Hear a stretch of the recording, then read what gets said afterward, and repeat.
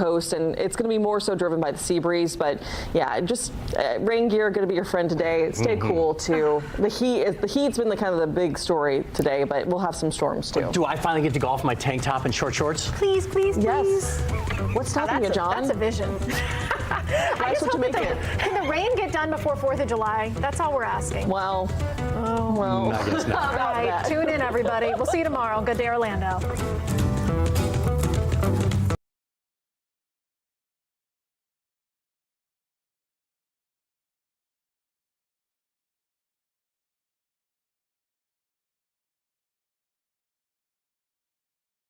You're watching Fox 35 News Plus, streaming on Fox Local. Well, good morning to you. Welcome into Fox 35 News Plus. Garrett Wymer here, and thanks for joining us on this Monday morning live on Fox Local, YouTube, and on Facebook. A lot of things we are tracking at this hour, and we appreciate you joining us to start the week. I want to let you know a couple of things that are coming up a little bit later today. At 1 o'clock, we're going to hear from the Florida Fish and Wildlife Conservation Commission, FWC, going to be giving us an update on what we know about these alligator attacks over the weekend, especially the one in Seminole County where a 31-year-old woman died after being bitten by an alligator in Geneva just yesterday. So we're going to hear more on that, where things stand with that. Again, that's coming up at 1 o'clock. In the noon hour, we're expecting to hear from UN officials giving an update on the situation in Venezuela following the deadly, devastating earthquakes there. So that's coming up in the noon hour. A couple of other things that we are tracking here following some Supreme Court decisions that were released today, but one that puts some limits on the power of the president to fire a Federal Reserve Board member. That is one that we've been following. Also, the Supreme Court rejecting a challenge to mail-in ballots in Mississippi that were received after the deadline. No decision yet on perhaps one of the biggest cases of the term, and that's the birthright citizenship case that we've talked about before. We are still waiting on a decision on that. That will not be coming today, but will be coming soon as the term of the Supreme Court winds down as we head deeper into summer. But we are following up today on the situation between the U.S. and Iran, with the president announcing today that additional talks will take place tomorrow in Qatar. This comes after Iran and the United States had exchanged some strikes in the recent days as the temporary deal and kind of a pause on things seemed a little shaky, but these talks going to be moving forward this week, it appears, at least right now. So joining us live now to talk about this and this process, putting all of this in context for us, we've got Arman Mahmoudi, a research fellow at the USF's Global and National Security Institute, joining us live now via Zoom. Always good talking with you. Thanks for joining us today. Thank you for inviting me, Garrett. So first, I want to get your just initial thoughts and reaction to what we have kind of seen over the past few days, where we had been seeing some strikes kind of exchanged back and forth, and whether that is discouraging to see, or if that is something that is to be expected when we're talking about this situation here. Just what is your take on what we've seen? I think it is expected, and I think there is a chance that similar exchange of fire would still take place. We should keep in mind that the nature of the ceasefires are by nature, they are very fragile. As a matter of fact, historically speaking, only 1 out of 5 ceasefires, they result in a peace, in an enduring peace.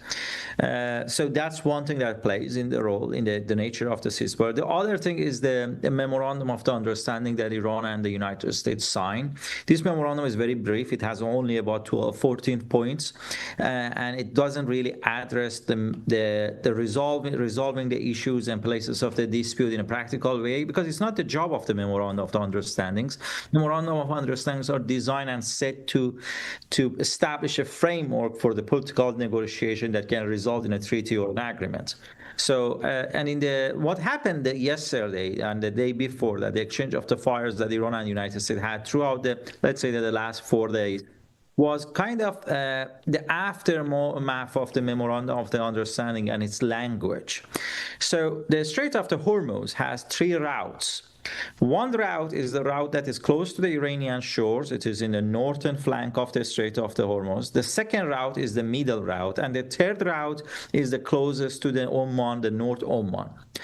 The both countries, United States and Iran, reached an understanding that the middle route of the Strait of Hormuz is not open to the freedom and to the maritime, international maritime, and the ship and cargoes, because there are still mines there, explosives there that they need to be found. But what happened was that the Iranian understanding was that in the absence of the middle route, all the cargoes they will travel through the northern route, which is under the Iran control route, until the negotiation results in an enduring peace deal. And then the Omani route and the middle route hopefully will be open by the time. Earlier this week, and toward the last week of the ending of the last week, a ship tried to travel through the southern route of the Strait of the Hormuz, which is the Omani route, and then the Iranian launched an attack against it. The Iranian claim was that they attacked that cargo because it was a violation of the memorandum of understanding and agreement, and the ship was supposed to travel through the Iran route with the permission. United States had a different idea, and the Vice President J.D. Vance also stated that if Iran has a confusion or disagreement regarding the implementation or operationalizing the memorandum of understanding, they need to pick up the phone. Otherwise, the answer to the violence would be violence. And we have seen it. The United States then attacked Iran. Iran retaliated to U.S. attacks, and U.S. retaliated to Iranian retaliation. And it continued until the last night, which both parties decided to halt their attacks and give the negotiation a chance. So now it seems that we are back to the de-escalation from the escalation. And I believe this will happen until the both parties either resume the war or reach a political settlement toward a peace deal. But there is no third option, to be frank. So when you're seeing something like this and this back and forth as we saw over the past few days, what does that do now to these new talks that are set to begin tomorrow? What does sitting down at the table at this point look like, and how is that different from maybe at the beginning of this? This is very good. This is a very good question. And I think what it means that is while both parties are heavily invested to politically and diplomatically resolve this matter, both the United States and Iran, for their own reasons, domestically, internationally, economically, and militarily, they are invested in reaching a political settlement. But neither of the parties are shy to display use of force or to apply violence in order to first maintain their leverages that they have in the negotiation, and to second, to kind of send a signal to the other party, to their counterpartners, that look, if the negotiation doesn't result in a way that I want, the war, so be it the war. It's kind of a psychological impact and political maneuvering. And I think one of the real things that we are realizing from the latest clash is that the Strait of the Hormuz is the central piece of these talks, because from the United States point of view, it is vital that the Strait of the Hormuz be open totally as soon as possible, because from the American point of view, the Strait of the Hormuz is giving a leverage to the Iranian. It gives them some level of upper hand in some area, not in total way. United States is the superpower. So, and the US believes that with reopening the Strait of the Hormuz, they can first extract greater concession from the Iran, and second, make less compromise. From the Iranian point of view, for the very same reasons, the Strait of the Hormuz should not be fully opened until the deal been made. Iran got its concessions and made its own compromises as favors Tehran. And that's why the both parties are willing to confront over the Strait of the Hormuz. The Strait of the Hormuz was not the cause of the war. It was Iran's nuclear program was the cause of the war. But the Strait of the Hormuz would be the determinative factor that determines how this war is going to end. So last thing here, what will you be watching for? What should we be watching for as these talks begin again tomorrow? What is kind of are going to be some of the tells and the takeaways about how things are going? The first thing that I'm going to watch is that I'm going to look at the cargoes that they are traveling through the Strait of the Hormuz. First of all, the volume. Is their volume steadily and gradually increases? Are the sea travels they got stuck behind the Strait of the Hormuz? Are they getting evacuated? The second thing that I'm going to watch is that which route they are using. Are there still is a confusion in using which route through the Strait of the Hormuz? Or they are focusing on one route, either Iranian or the Omani's route, because they are signaling a political understanding behind the scene. The second thing that I'm going to watch is actually much far away from the Persian Gulf and the Strait of the Hormuz. I'm going to take a look at the events in the Lebanon. We do know that the situation in Lebanon, the ceasefire between Lebanon and Israel, has been influencing the Iran-US talks. There has been an agreement yesterday and the day before yesterday between the Lebanese government and Israel with the mediation of the United States that Israel would withdraw from part of the Lebanon except 2 zones and would stay there until the Hezbollah be disarmed. We have to wait and see how the Hezbollah would react. Politically and verbally, the Hezbollah and its political base has been very against this deal. But would they take an action? Would they take arm? Would they take arm against the Lebanon's government or Israel itself? That's the other indicator. If they do so, that implies that there is still a great deal of conflict and complication. If they don't and they limit their resistance to the verbal and political statement, that's also a sign, a promising sign that the wheels are moving toward the de-escalation. Dr. Arman Mahmoudi, and research fellow at the Global and National Security Institute, University of South Florida. Always appreciate you joining us. Thanks for talking with us today here on Fox 35 News Plus. Thank you for inviting me. Thank you. We're going to take a quick break and we'll be right back. Thank you, Dr.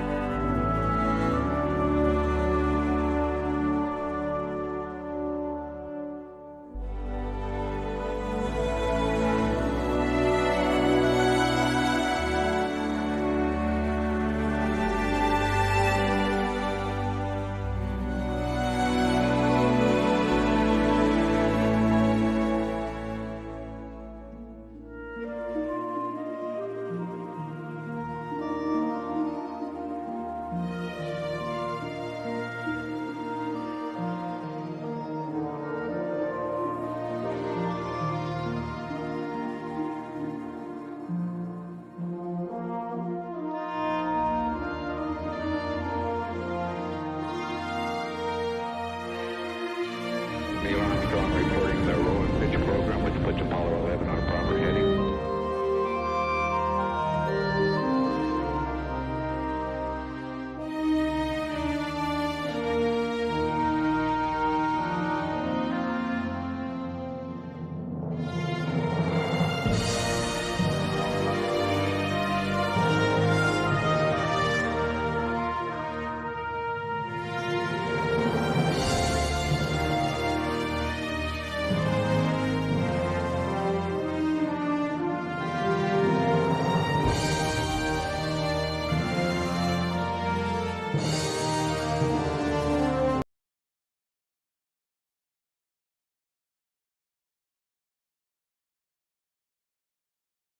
Fox 35 Storm Team meteorologist Brooks Garner joining me now. Brooks, we are still talking heat, but also watching the tropics. Yes, there is a lot going on today affecting our weather with separate weather systems working in tandem to amplify our forecast pattern through the week. So let's get right to it. First off, we've got a huge area of high pressure that's going to affect tens of millions of Americans this holiday week, because right now it's centered over the South, Mississippi, Alabama, Tennessee, but it will soon work toward the mid-Atlantic and the Northeast, producing triple-digit heat as we head into this 4th of July weekend from D.C. into the Carolinas and mid and upper 90s as far north as New England and as far west as the upper Midwest.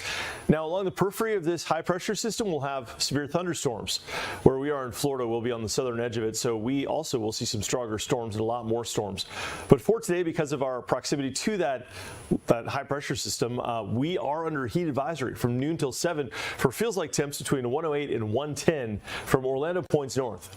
Now, if you're wondering why we're not under heat advisory to the south, it's only going to be a degree or two cooler, not discernible if you're out there working. I mean, the feels like temp might be 107 in Polk County and in Osceola counties, but it doesn't cross that threshold for the advisory. But for all intents and purposes, region-wide, it's going to feel the same today. Very hot and much hotter than normal.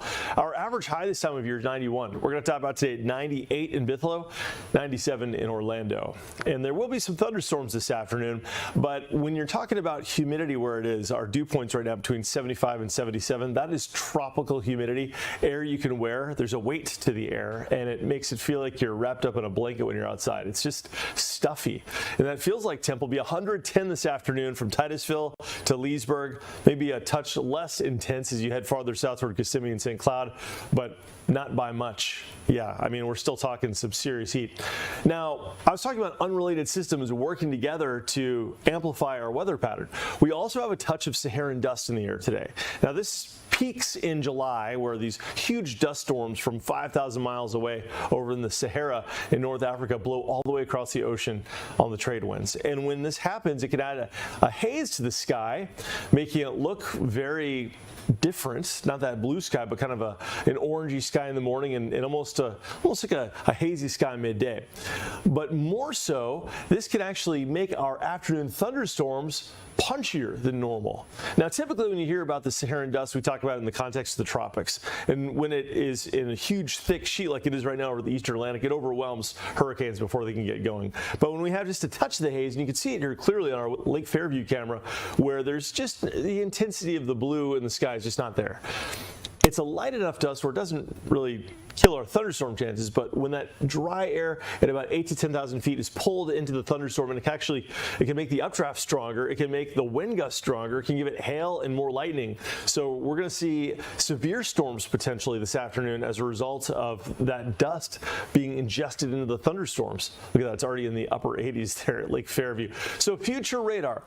Not everybody's going to get hit today, but where it hits, it could hit pretty hard. We'll have the East Coast sea breeze moving through I-95 by 4 o'clock, then the Gulf Coast sea breeze by I-75 also around 4 to 5. They'll come together probably close to Orlando between 5 and 7. And do you see on the map where those purples and almost black colorations? That indicates hail potential. And again, as that Saharan dust gets intertwined into these storms, it produces a stronger updraft and stronger storms as a result. Now, the storm motion will generally become a northeast to southwest kind of situation, so storms that form over Orlando will drift toward Kissimmee and ultimately into Polk County by dinner time, and that will be the end of the storm threat for the day today. Another unrelated weather system is a weak cold front coming down from the Carolinas. I know we're talking about a heat wave, but this is just like a leftover boundary. It dies out. It doesn't have any characteristics of a cold front, but broad low pressure may develop along that front, and so the National Hurricane Center is watching this for about a 10% chance it could become a tropical depression. At the very minimum, it's going to help to pool tropical moisture, and as that boundary works southward, it's going to further enhance our rain intensity later this week, and that could make our thunderstorms heavier. Here's a look at the atmospheric spin. You can kind of see a little bit of a spin there. It's somewhat discernible moving into North Florida or South Georgia by Thursday, and so as that pushes our way, that could add a little bit more fuel to the fire. So the theme of the week is that it's going to be hotter than normal and stormier than normal. Now, while we're talking about heat, which in yellow and orange, this is the anomaly or the unusual levels of heat, we're going to be way above normal by some 10 to 20 degrees from Kansas up through Minnesota, points east. But out west, you see those blues and purples? That's where it's significantly below normal. We often get this seesaw effect with a dip in the rise in the jet stream. And so right now, this is hard to believe, it's actually snowing over in Yellowstone. Now, you can kind of see it's a little bit later in the day. It's mid-morning, midday right now over there. And so the flakes are kind of maybe mixing with a little bit of rain. This is at about 7,000 feet. Once you get up to... It's almost July. Yeah, it's almost July. Exactly. As Garrett said, it's almost July. It's not unusual to get snow in the summer, but usually at like 12, 13, 14,000 feet. So this is pretty wild. That's steam, by the way. This is Old Faithful, so it's like a volcanic caldera. It's like this just big tectonic thing, so there's a lot of steam vents around the park. Always wild to see that juxtaposition of ice and snow with steam. But that's what we're looking at. That's Old Faithful actually going right now. You see there right in the middle of the screen shooting up the geyser. But yeah, wild to see. By the way, once you get above about 9,000 feet toward Beartooth Pass, which is right on the Montana-Wyoming border, it's accumulating. I don't have a live cam from there, but I put it on my Facebook page, a little recording from earlier today. So pretty wild to see. Pretty wild to see. Anyway, back to Florida. Meanwhile, back to the swamp. We'll see 97 today. Now, we're calling today a Fox 35 Storm Team alert for both the heat and for the storms. And we're going to see our likely storm chance continuing into the end of the week, even though the heat will start to dissipate. 4th of July weekend looking hot. And, Garrett, with this big heat wave setting up over the mid-Atlantic region, that's also where Washington, D.C. is, of course. And so for the 250th anniversary of America, the big celebration. I mean, this is a huge 4th of July. We'll be looking at some weather that's less than favorable for the crowds there. So folks are going to have to really be careful up there on the National Mall and even up into New York City for some of the festivities up that way. Not talking snow there. No snow there. Triple digits. Lots of heat. Heat. Yeah. All right. Fox 35 Storm Team meteorologist Brooks Garner, we appreciate you joining us. You got it, Garrett. My pleasure as always. And speaking of those July 4th celebrations in Washington, D.C., let's go ahead and listen in live right now as we're hearing from the several officials. You see D.C. Mayor Muriel Bowser, who was speaking just a moment ago, now hearing from some other officials, the fire department, police officers as well, giving an update on public safety preparations ahead of the huge July 4th celebrations coming up this weekend. Let's go ahead and listen in live. Parking restrictions and road closures are necessary to provide the safest and most secure environment for residents and visitors. Large-scale closures will begin on July 3rd and will remain in place until the fencing perimeter is broken down on July 5th. Additional closures will be put in place around the Barracks Row and Palisades parade routes early on July 4th. Those closures will end shortly after the parades conclude. For our boating community, MPD's Harbor Patrol will assist the United States Coast Guard with waterway restrictions on the Potomac River between the Key Bridge and a point just south of the 14th Street Bridge, beginning at 8 a.m. on Thursday and lasting through 8 a.m. on Sunday morning. The Anacostia River will be closed between the 11th Street Bridge and a point south of the Frederick Douglass Bridge on the evening of July 4th. A full list of closures and traffic impacts, as well as the maritime restrictions, are available on 250.dc.gov, and we strongly encourage everyone to plan ahead before traveling in and around the city. I also want to emphasize the importance of using public transportation if you're heading to the National Mall. It'll save you time, and it's the safest route as well as the most efficient. There are many events and people traveling throughout the city in the coming days. We encourage everyone to have patience, whether we're traveling by bus, car, or bike. We want all of our residents and visitors to enjoy a fun and safe 4th of July holiday period. And with that, I also want to remind everyone that illegal fireworks are very dangerous. Officers will respond to calls for service involving illegal fireworks activity, and we ask our community to keep neighborhoods safe by reporting any of these incidents. We also want everyone who calls DC home, as well as those who are visiting us this week, to enjoy a fun and safe holiday. Your cooperation and awareness help make that possible. So if you see something, say something. If you attend an event or notice anything suspicious, please immediately contact us. For emergencies, call 911. For non-emergencies, you can text MPD at 50411 or call us at 202-727-9099. Together, we can help ensure that every celebration across our city remains safe. And now, I'll turn it over to the United States Secret Service Special Agent in Charge, Tara McLeese. Thank you, Chief. Good morning. I'm Tara McLeese, the Special Agent in Charge of the United States Secret Service Washington Field Office. I'm joined today by Richard McCauley, the Chief of the Secret Service Police, and David Yaman, the Special Agent in Charge of our Dignitary Protective Division. Since being designated a national special security event, the United States Secret Service has led months of security planning for the Salute to America and Grand Fireworks Show celebration. This is the 8th national special security event in Washington in the last 2 years. There is no area in the country where law enforcement is better prepared and works closer together. Every agency represented here today, and many who aren't, play a pivotal role in a complex security plan. This plan will ensure the safety of our protectees and the tens of thousands of Americans who will be there to enjoy a momentous day in our history. Street closures and access points will be much different than previous 4th of July celebrations. There will be extensive road and pedestrian closures around the National Mall. Closures of the Potomac and Anacostia rivers will be in place to ensure everyone's safety. These closures are necessary due to the scale of this year's fireworks show. Everyone coming to the viewing area on Washington Monument grounds will be subject to TSA-style magnetometer screening. We ask those planning to attend to enter the main screening area from east of the monument at Constitution Avenue and 14th Street Northwest and Independence Avenue and 14th Street Southwest. The screening area opens Saturday at 1 p.m. Attendees should review our prohibited items list. Only one clear bag, no larger than a gallon-sized Ziploc, or a small clutch purse will be allowed in the restricted area per person. There will be no storage for prohibited items near the screening area. While we are confident in our planning, we recognize that we are in a heightened threat environment. The Secret Service's protective intelligence apparatus remains in constant coordination with our partners, and we remain focused on advanced identification and interdiction of threats to this event.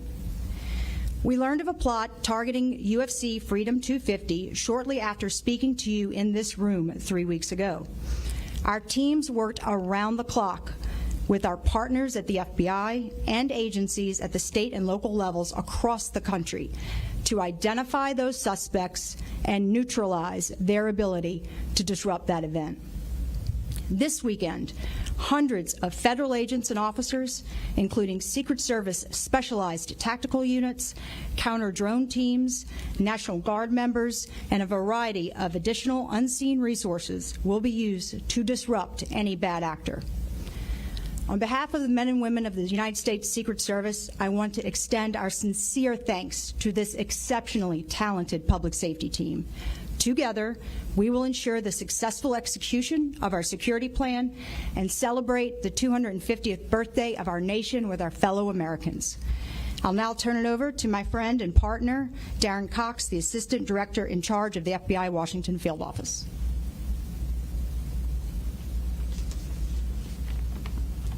Thank you, Thank you, SAC McGleese. Good morning. I'm Darren Cox. I'm the Assistant Director in charge of the FBI's Washington Field Office. As we prepare to celebrate the nation's 250th birthday on July 4th, the FBI and our federal and local partners have been preparing for months to ensure the Salute to America and the grand fireworks show are safe for all who attend. The partnership you see represented here today are some of the partners that we rely on every single day. Through the FBI's Joint Terrorism Task Force, we plan, we train, and we coordinate consistently so that large-scale events like this we are ready for. For all national special security events like this one, the FBI's primary responsibilities include crisis response, assessing and disrupting potential terrorism threats, and leading the intelligence effort to support our law enforcement partners. In the lead up to July 4th and throughout the celebration, FBI intelligence analysts are reviewing and sharing information in real time. We evaluate every tip, every piece of intelligence, and work closely with our partners to respond and investigate all or any of these issues quickly and safely. At this time, we are not tracking any credible threats related to the July 4th event, but we always remain vigilant. We also ask the public to stay aware of their surroundings. If something doesn't look right, a suspicious bag, concerning behavior, or a drone, report it to law enforcement right away. Your eyes and instincts are important to keeping this event safe. I know drones have been mentioned, but I want to reiterate that all of Washington, D.C. is a no drone zone. Flying a drone anywhere in the district or near any of the events or any of the Freedom 250 celebration is illegal and dangerous. Doing so can result in your drone being seized, you being arrested, and civil fines up to $100,000. The safest choice is very simple. Leave your drone at home. If you see a drone operating where it should not be, report it immediately. Call 911, report it to an on-site law enforcement officer, or you can call the FBI at 1-800-CALL-FBI. Our goal is very simple. For every resident and visitor to enjoy the celebration of America's 250th birthday, knowing that thousands of professionals have spent months preparing to keep them safe. Thank you, and now I'll turn it over to the Chief, Scott Brecht from U.S. Park Police. Hearing from officials at the FBI, the Secret Service, talking about their preparations ahead of what is going to be a huge event and huge crowd in D.C. this weekend for July 4th, the parade, the fireworks show, all kinds of things going on for the 250th birthday of America. We're going to take a quick break right now here on Fox 35 News Plus. Let me give you a live look over at downtown Orlando on this Monday. Keep it right here. We'll be right back after this.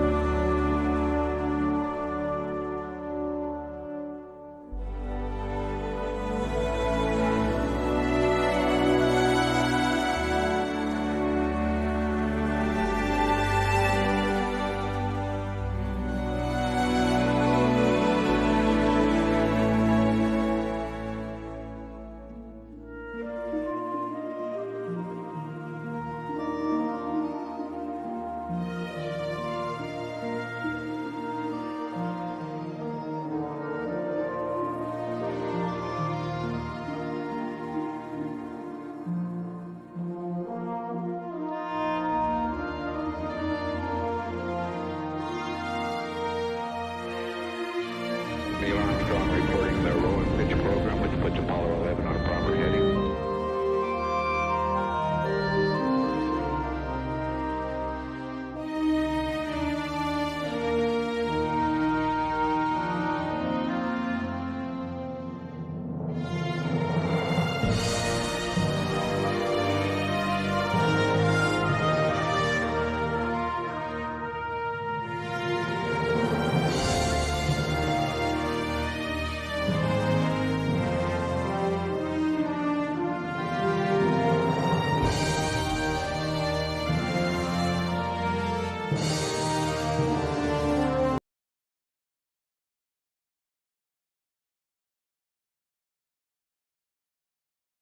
You're watching Fox 35 News Plus, streaming on Fox Local.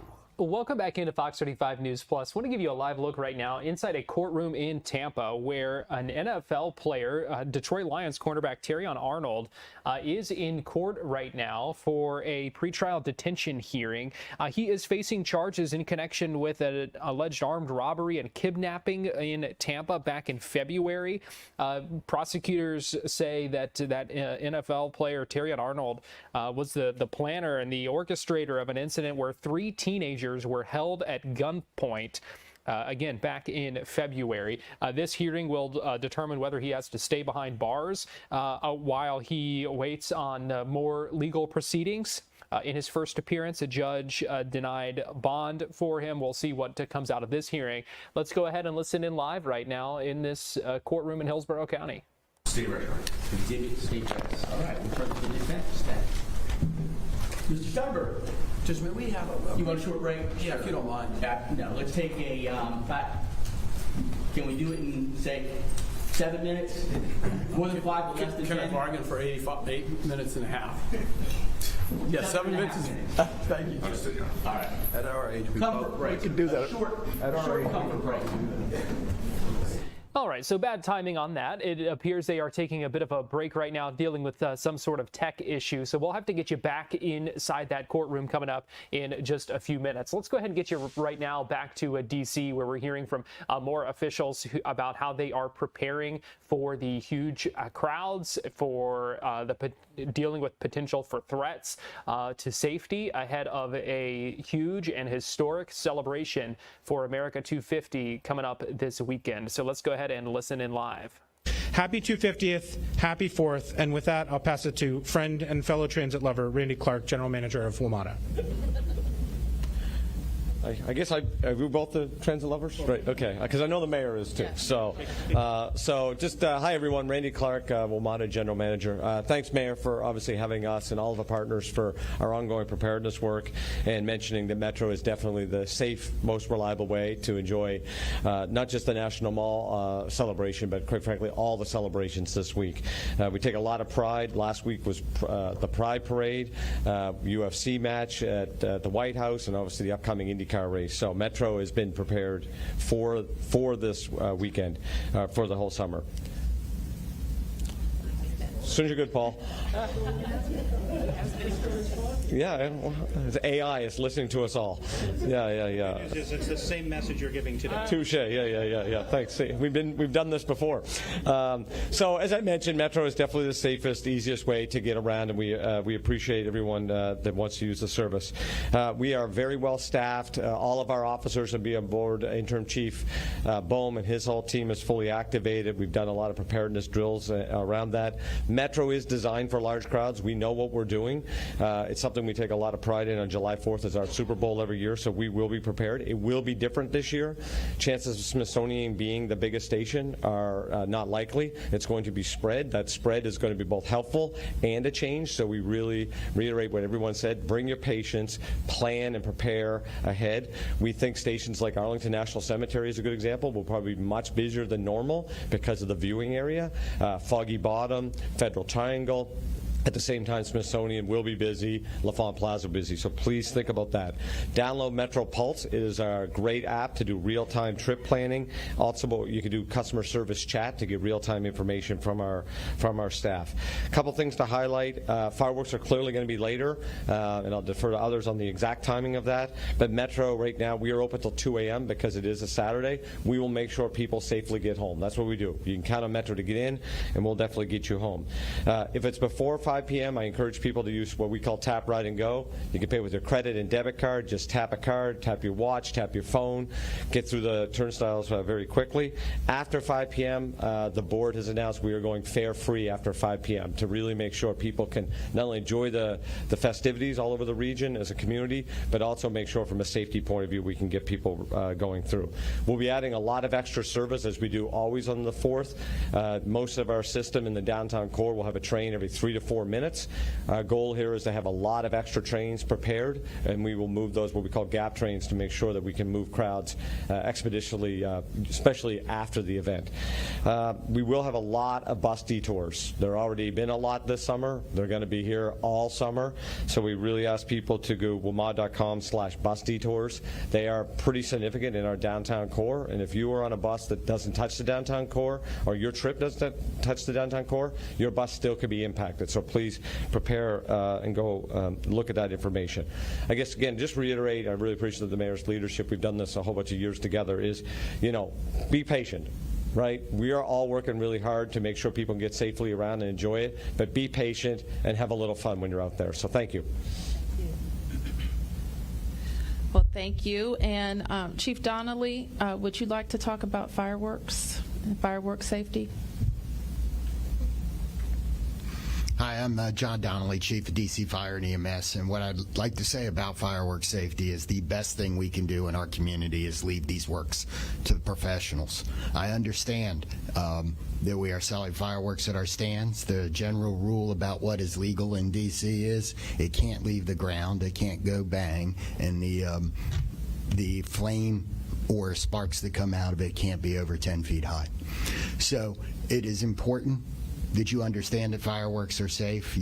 You may have used them many times or seen them used and been close to them, but the next time you use them could be the dangerous time. We want everyone to have a safe and healthy 4th of July, and in my view, that means staying away from fireworks. We suffer tragedies in our community every year from the misuse of fireworks, whether it's a fire that goes, fireworks that land on somebody's house or roof and starts a fire, to somebody suffering a life-altering injury or even death.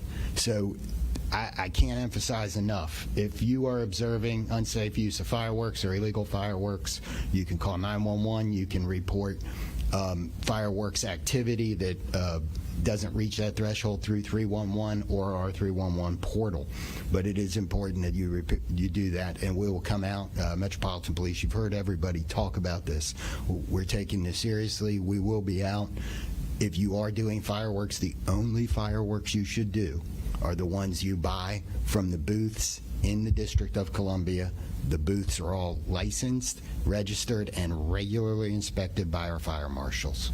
Thank you. Okay, any questions? Yes, Marielle. Two quick questions. One, I know that somebody mentioned that you guys expect capacity to be reached at the mall for the fireworks. What is that number? And then can you guys talk about plans at all as far as emergency exits and how people might get out of some of that fencing if something were to happen? I'll turn to the Secret Service. Or Special Agent in Charge Yaman is really the expert when it comes to our ingress and egress points. So Dave, if you want to take that question. Sure. Thank you. I would just say ingress and egress points. Obviously, the magnetometer is open at 1 o'clock. Feel free to come early to queue in lines. Probably the best start to the queue is at 12th Street on both Independence and Constitution. For breakout areas, essentially, if at the end of the night, or God forbid with a weather emergency or anything else, there are agents and officers posted at all the gates to open them up to allow for free and easy escape or egress from that site if necessary. Do you have the capacity number? Capacity is about 150,000. Other questions? Yes. Yep. Chief, it's going to be very, very hot on Saturday, a high of 99 degrees. And there's a lot of restrictions on coolers, chairs, and containers that people can bring in. They normally hydrate themselves. How are you going to handle all of that possible EMS calls you're going to get for possible heat stroke or heat events, and how are you going to handle that EMS within that restricted zone? So I think the beginning of this is the prevention piece. Everybody in the organizing events has worked from the beginning to make sure that there is hydration available inside the secure areas so people can be hydrated before they get there. They can maintain their hydration throughout it. If there's nothing else, that's the most important takeaway. In terms of medical response plans, there's a multi-tiered response system in place for all of these events. We're doing it today with the Great American State Fair and the FIFA matches, but there's first aid tents inside the zone. There's multi-agency response teams. There's extra ambulances in service. There's the gators that can move around. There's bicycle teams, but that's not all. We're also doing the same thing out in the community because, quite frankly, 4th of July is our busiest day of the year. So we have an impact. We've added resources in addition to the regular fire and EMS resources that are available throughout the city. So I feel like we're in really good shape as far as a response. We just need everybody to do their part, take their time, drink a lot of water, and be safe out there. Questions about how they're going to handle the heat. That was something we were talking about with the Fox 35 Storm Team meteorologist Brooks Garner just a few minutes ago, because they are going to be dealing with that heat this weekend in Washington, D.C., as thousands, tens of thousands descend on our nation's capital for the America 250 celebrations. We're going to take a quick break right now here on Fox 35 News Plus. Don't go anywhere. We still have a lot to come on Fox Local, YouTube, and Facebook.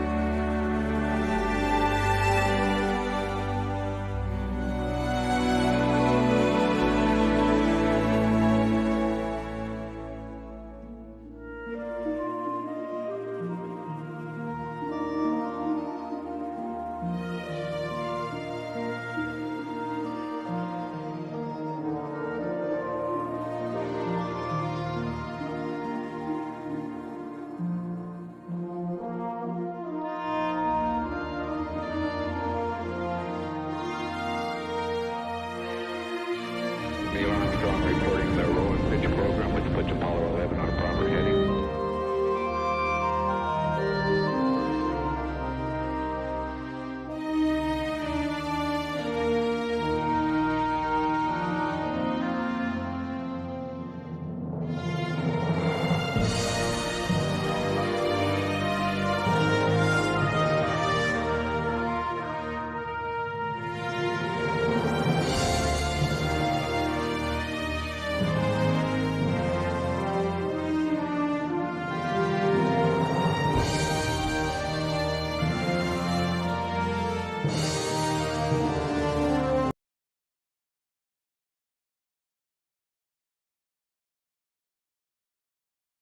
You're watching Fox 35 News Plus, streaming on Fox Local. Welcome back into Fox 35 News Plus. Want to get you back inside this courtroom, not in Washington, D.C., but in Hillsborough County, where we are hearing from a witness here testifying on the stand. This is a close family friend of Terrion Arnold, who is again charged in connection to this kidnapping and robbery incident that happened back in February. Let's go ahead and listen in live. 6-week-old daughter, and he so cares about family. He is wanting to be the best version of himself, and I've personally observed this. Terrion is also a very spiritual person, and he is so concerned about his relationship with God and wanting to make sure that he is a good example to society and to those coming up behind him, and that's my personal observation. Now, one of the factors the court considers is danger. I want you to talk about whether or not he, in your opinion, poses a danger to the community or to anyone. I absolutely do not think he poses any danger. Terrion is one of the most caring people I have ever met. Every time he comes home, he's going to see people in the community, putting on events to help support young people. I have known him personally for the last 6 years, and I've never seen anything about him that indicates that he's a danger to any person. And so I like to use this. There are certain people who have a criminal mindset, which means they're just criminals. Would you put Mr. Arnold in that mindset? Absolutely not. The Arnold family is one of the most caring people, and if I may, Your Honor, my mother recently was in hospice and she passed away, and this particular family helped me care for her, helped me to support her. They have raised him right. His mother, his grandmother, his uncle, all of these things. So no, Terrion is not a danger. Terrion is a very respectful young man, and I think he is an inspiration, and I would not be here on this stand testifying on his behalf if I thought otherwise.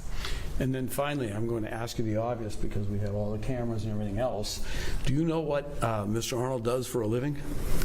Well, he's an NFL football player. And does he currently play for the Detroit Lions as a cornerback? He does. Is he committed in terms of his discipline and doing what he's supposed to do? Absolutely. Terrion has been working since he's been 6 years old to get the achievement that he has today, and he's very concerned about making sure that he's a good example for those coming up behind him. Thank you. I have no further questions, Judge. Oh, wait. Oh, that's one of the things. I forget these things. If this judge should deem it appropriate that he get a bond, would you ensure and make every effort that he would comply with the terms of the bond? Absolutely. Would you have any concerns that he wouldn't? No. In terms of his ability to follow in direction and instruction and authority, have you ever seen any problems with that regarding Mr. I have not. Thank you. I have nothing further. Any questions from the state? No question. Thank you, ma'am. Thank you, Your Honor. Mike, please step down. Watch your step.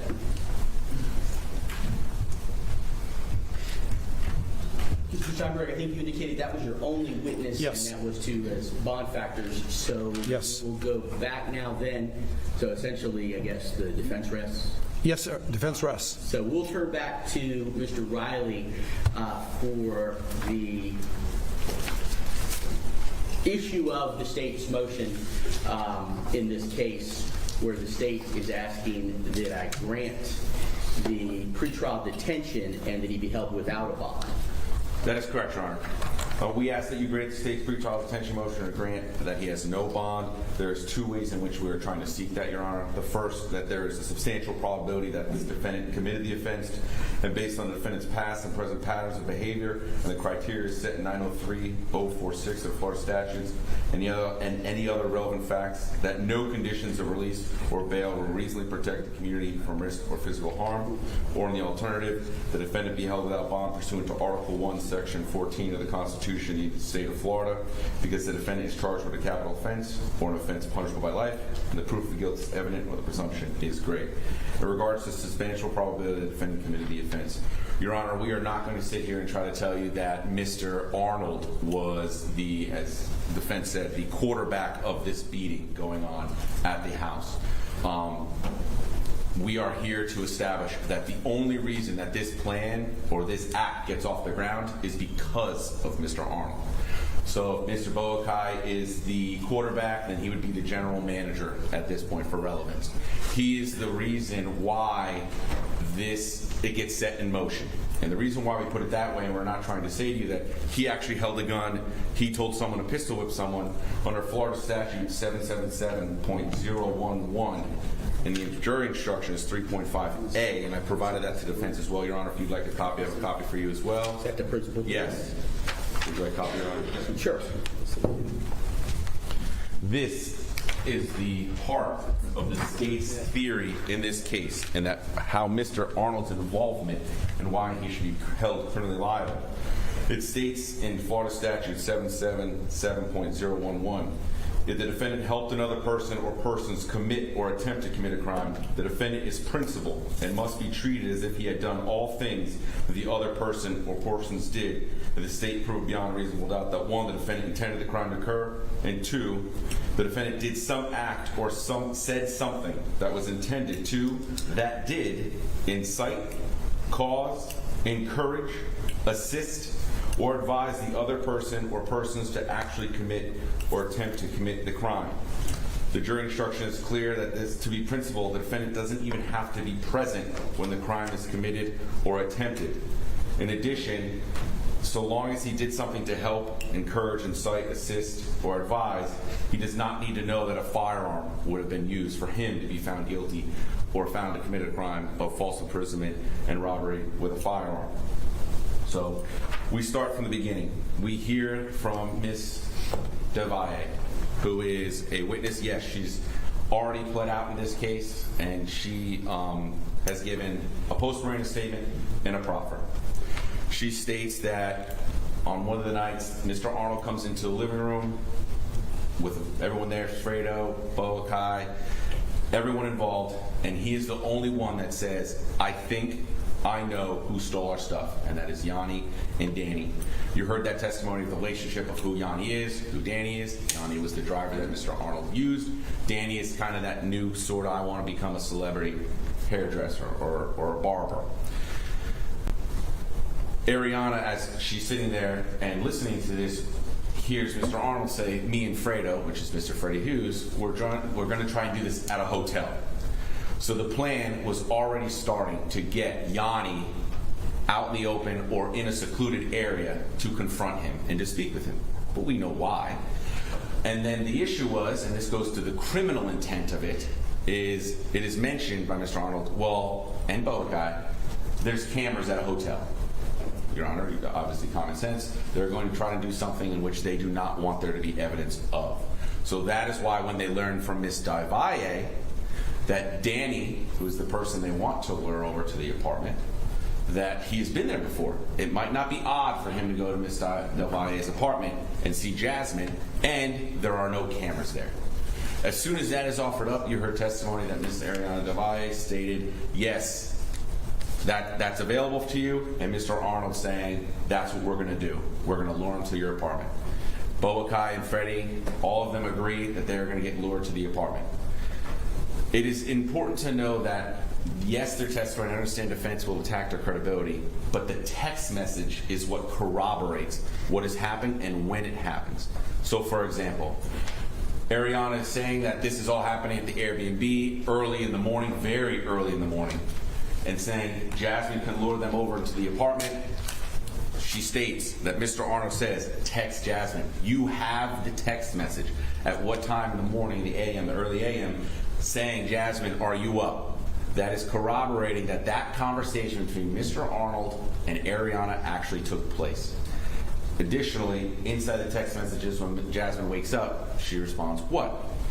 That is now when Ariana says she is discussing this with Mr. Arnold, what she should do, as in text Danny, tell him to come over, try to lure him to come over. That is all corroborated from her interview with her text messages, that conversation is actually happening. So, cue Jasmine. So now that Ariana has her marching orders from Mr. Allen, since he has figured out the best way to do this is lure them to the apartment, we need Ms. Rendazzo, Jasmine. So once Jasmine is speaking, or on the text message, excuse me, she's kind of trying to figure out what's going on. And it is pretty evident because in her text message she says, oh, you're trying to set them up. And you can tell there's a reservation because she even offers out there saying, why don't you just tell him he's going to come over and cut hair? Going towards the criminal intent of she knows, and they all know that the plan to go over there, or to get him over there, is one of criminal nature. That Mr. Arnold wanted to happen. Now, in regards to motive in that sense, to the why, all his things were stolen. All his items were stolen, and he wanted to get the get back. They all were upset by that, especially that phone that went to Miami, which was important because we learned in a group chat while the beating was occurring that Boakai specifically asked in all caps, ask about Terrion's phone. Why is it in Miami? While Mr. Arnold's sitting next to him in a vehicle. So back to when Jasmine is now told, this is what you're going to do, lure him over. She states in her interview that there is a first FaceTime call earlier in the day during the planning process where Mr. Arnold is involved, absolutely, is she hears his voice when he's trying to tell her what to say to Danny to lure him to the apartment. She said something about, you know how girls do, just do something a girl like to bring him over, say something a girl would say. He is providing, and per the statute, he incited, caused, encouraged, assisted, or advised that person to actually commit or attempt to commit that crime, knowing that that's the whole point of why they're asking to lure Danny over, is for that crime to be committed. Now, if you ask... Prosecutor continuing their argument as to why they believe Terrion Arnold should be held in jail while he awaits a trial on these kidnapping and robbery charges. The defense, as you heard, called a witness saying they don't believe he should be held behind bars. We'll see what the judge ends up deciding. We will keep monitoring this. We're going to take a quick break right now here on Fox 35 News Plus, but we'll be right back.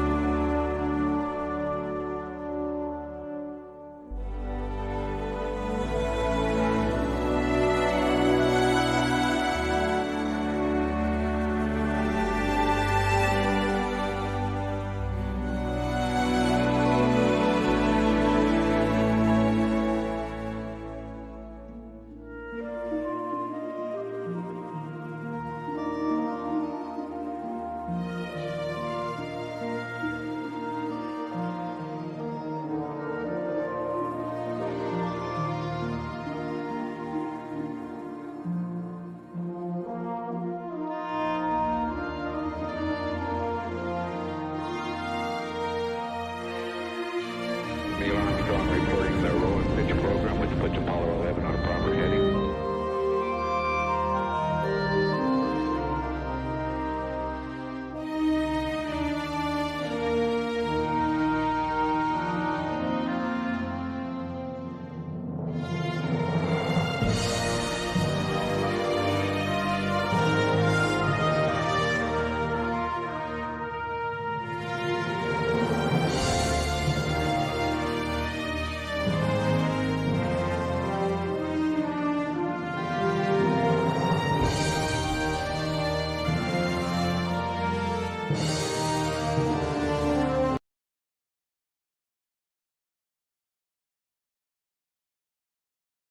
You're watching Fox 35 News Plus, streaming on Fox Local. Welcome back into Fox 35 News Plus. Garrett Wymer here, and thanks for joining us on this Monday afternoon, this noon hour here on Fox Local, YouTube, and on Facebook. A couple of things that we are monitoring right now. We are standing by and waiting for an update from the United Nations. Well, I know we don't normally listen in to those, but we are interested today in hearing an update on where things stand in Venezuela right now in the aftermath of those devastating and deadly earthquakes.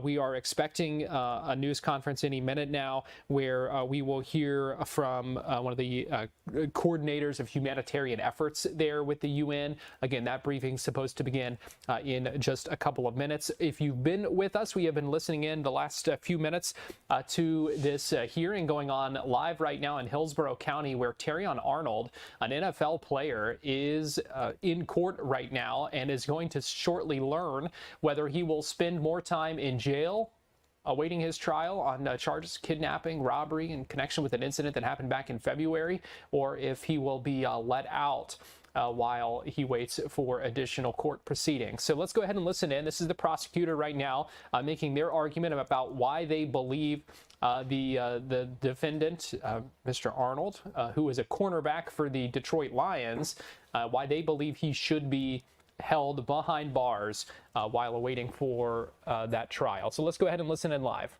That was the purpose of what they wanted to do, which is corroborated by the text message when you read them about. That's why I go back to the hotel of the initial plan, that him and Fredo wanted to get them alone and realized that if they do it at a hotel, there's cameras. And then when it was offered up that they could use Ari's place, they jumped at that. So based off him speaking to Ari and saying, you need to text Danny, him telling Ariana, I need you to use Jasmine, I need you to text Jasmine to get Danny to her house, because they have now solidified, because Ariana was in the room when it happened, we are going to lure him to the house. There does not need to be a declaration of, you need to lure him to the house so we rob him and beat him.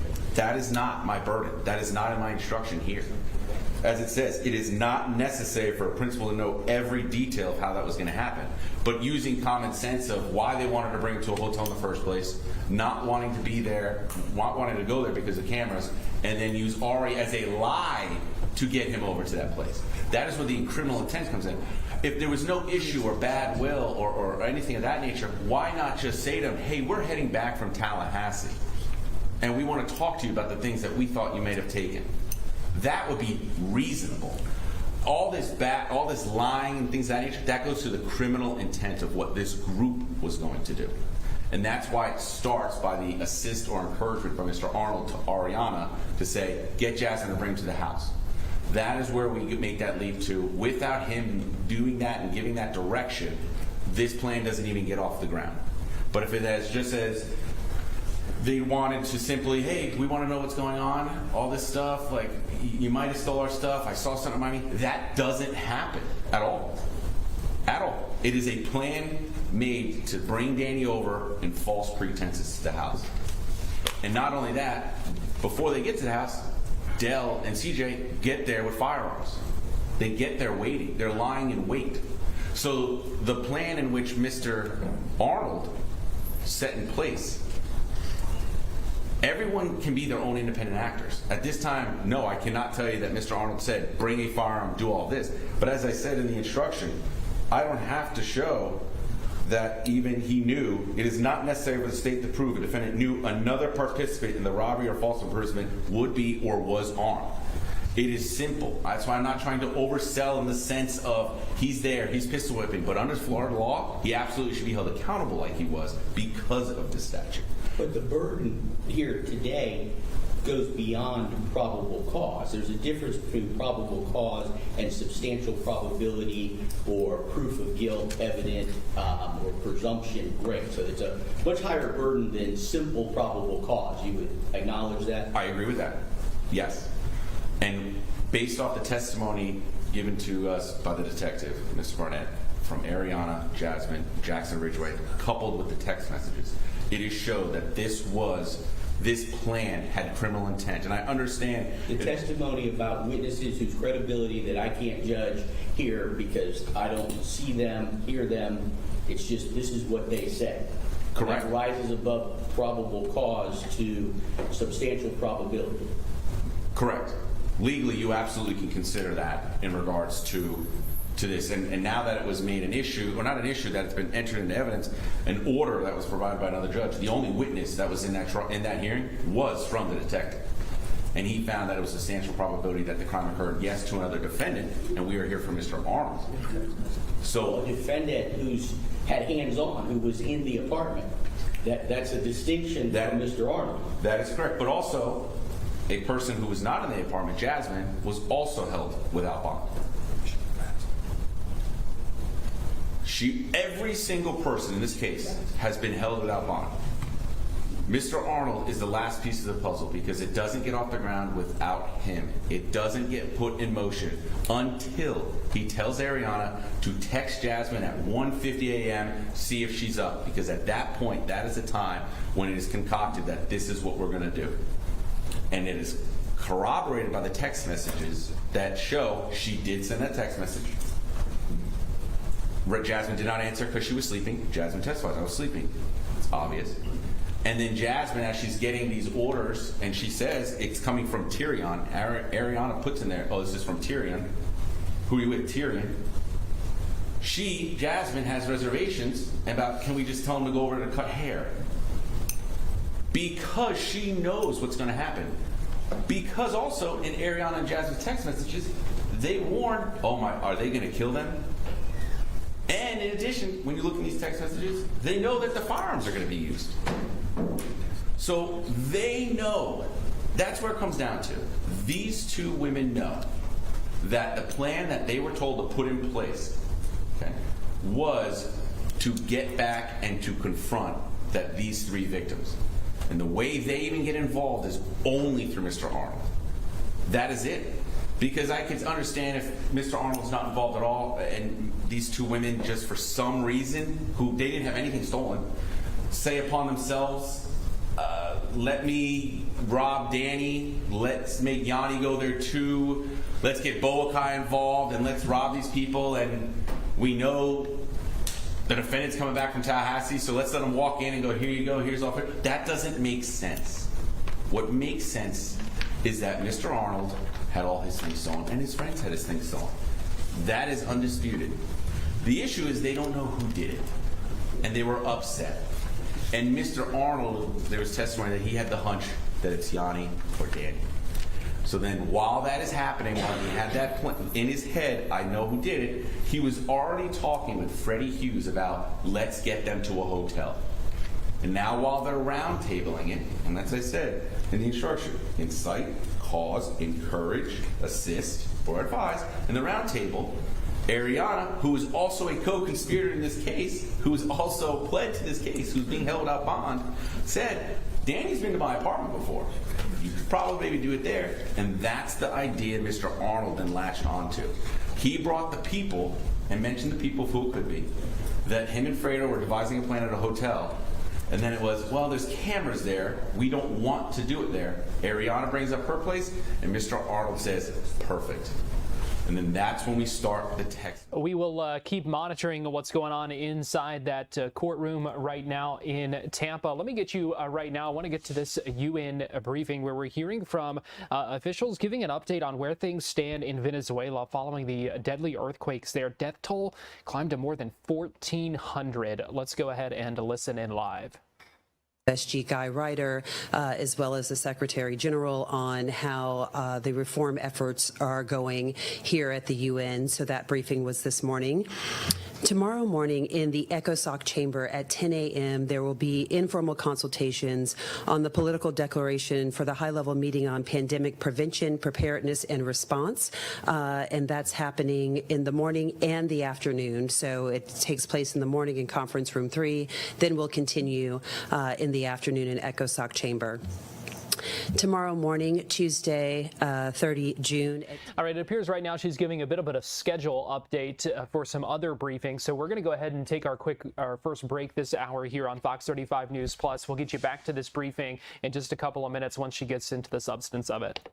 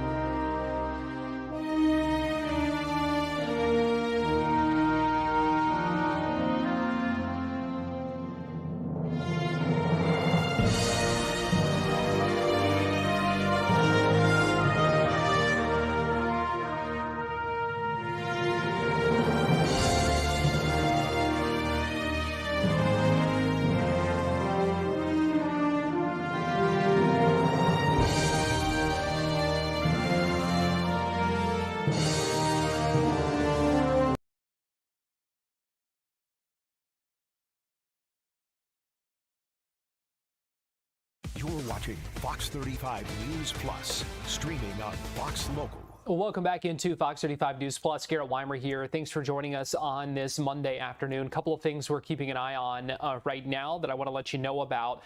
We are continuing to monitor what's happening in a Hillsborough County courtroom where NFL player Terrion Arnold is going through a pretrial detention hearing right now, where a judge will soon decide whether or not he has to stay behind bars while he awaits a trial on charges of robbery and kidnapping in connection with an incident in Tampa back in February. We are also waiting for an update from the United Nations talking about the situation in Venezuela after devastating earthquakes, more than 1,400 people killed. That's just the latest death toll. Search crews, rescuers continuing to comb through the rubble in Venezuela after that. And we're expecting an update here in just a couple of minutes. That briefing has gotten underway, but as we were hearing, just some preliminary things right now, waiting for some of those substantive updates to get underway. Also want to let you know we're about 45 minutes out from an update from FWC, where we are going to hear more about the situation over the weekend in Seminole County that led to a 31-year-old woman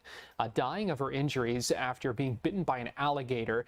This happened at the Little Big Econ State Forest in Geneva, and so we are we'll be live streaming that briefing for you. Again, that's scheduled to start around 1 o'clock. Right now, let me get you back inside this courtroom in Hillsborough County, where we are hearing more arguments right now from the prosecution, trying to say that they believe Terrion Arnold should stay behind bars right now. So let's go ahead and listen in live. He says, you don't need to be there, Ariana. You don't want to get hurt. You don't want to be there. Jasmine also said, I heard Terrion say, nope, you don't want to be there. Get out of there. Which goes to his knowledge of what is happening in that apartment. Because the issue was, do we believe Mr. Arnold while he's in the car? Was he watching the FaceTime or not? I think that was the issue. It was hard to establish. We're trying to establish that he had knowledge, or do we believe his eyes were actually on FaceTime? That is direct evidence that he knew the nature of what was happening inside that apartment. That you don't need to be up there. You don't have to be involved in this. I don't want you to be scared. And then took them out, and then took Ariana out. So this whole he didn't know what possibly was going on in the car when they're on a FaceTime, it flies in the face of that's being truthful, because his own statements himself to Ariana that also Jasmine corroborated and heard as well. But you heard testimony that they did not speak to each other in regards to their testimony, and when confronted with text messages, confronted is not the word to use, because when the detectives was going over the testimony from these women lined up with the text messages. It was not, oh, you're wrong, you're lying to me, and then we have to confront you with the text messages. Everything they said is corroborated by the text messages. And the criminal, as in when it played out, how did it go? And they even knew the effects or the serious nature of this, because they said they were going to delete them. And not only that, Boakai then does try and delete all their text messages. So yes, understand that Boakai is running the game time decisions in regards to what's happening in the apartment, but the game plan starts with Mr. Arnold putting in motion with Ariana. This is what you need to do to get him to your house, and then also doing that with Jasmine. Coupled with Jackson Ridgway saying he knew what was happening. Yes, he absolutely was involved. He knew what was happening, and we did get that out in testimony. So in regards to the state's motion, or if I look at my notes briefly,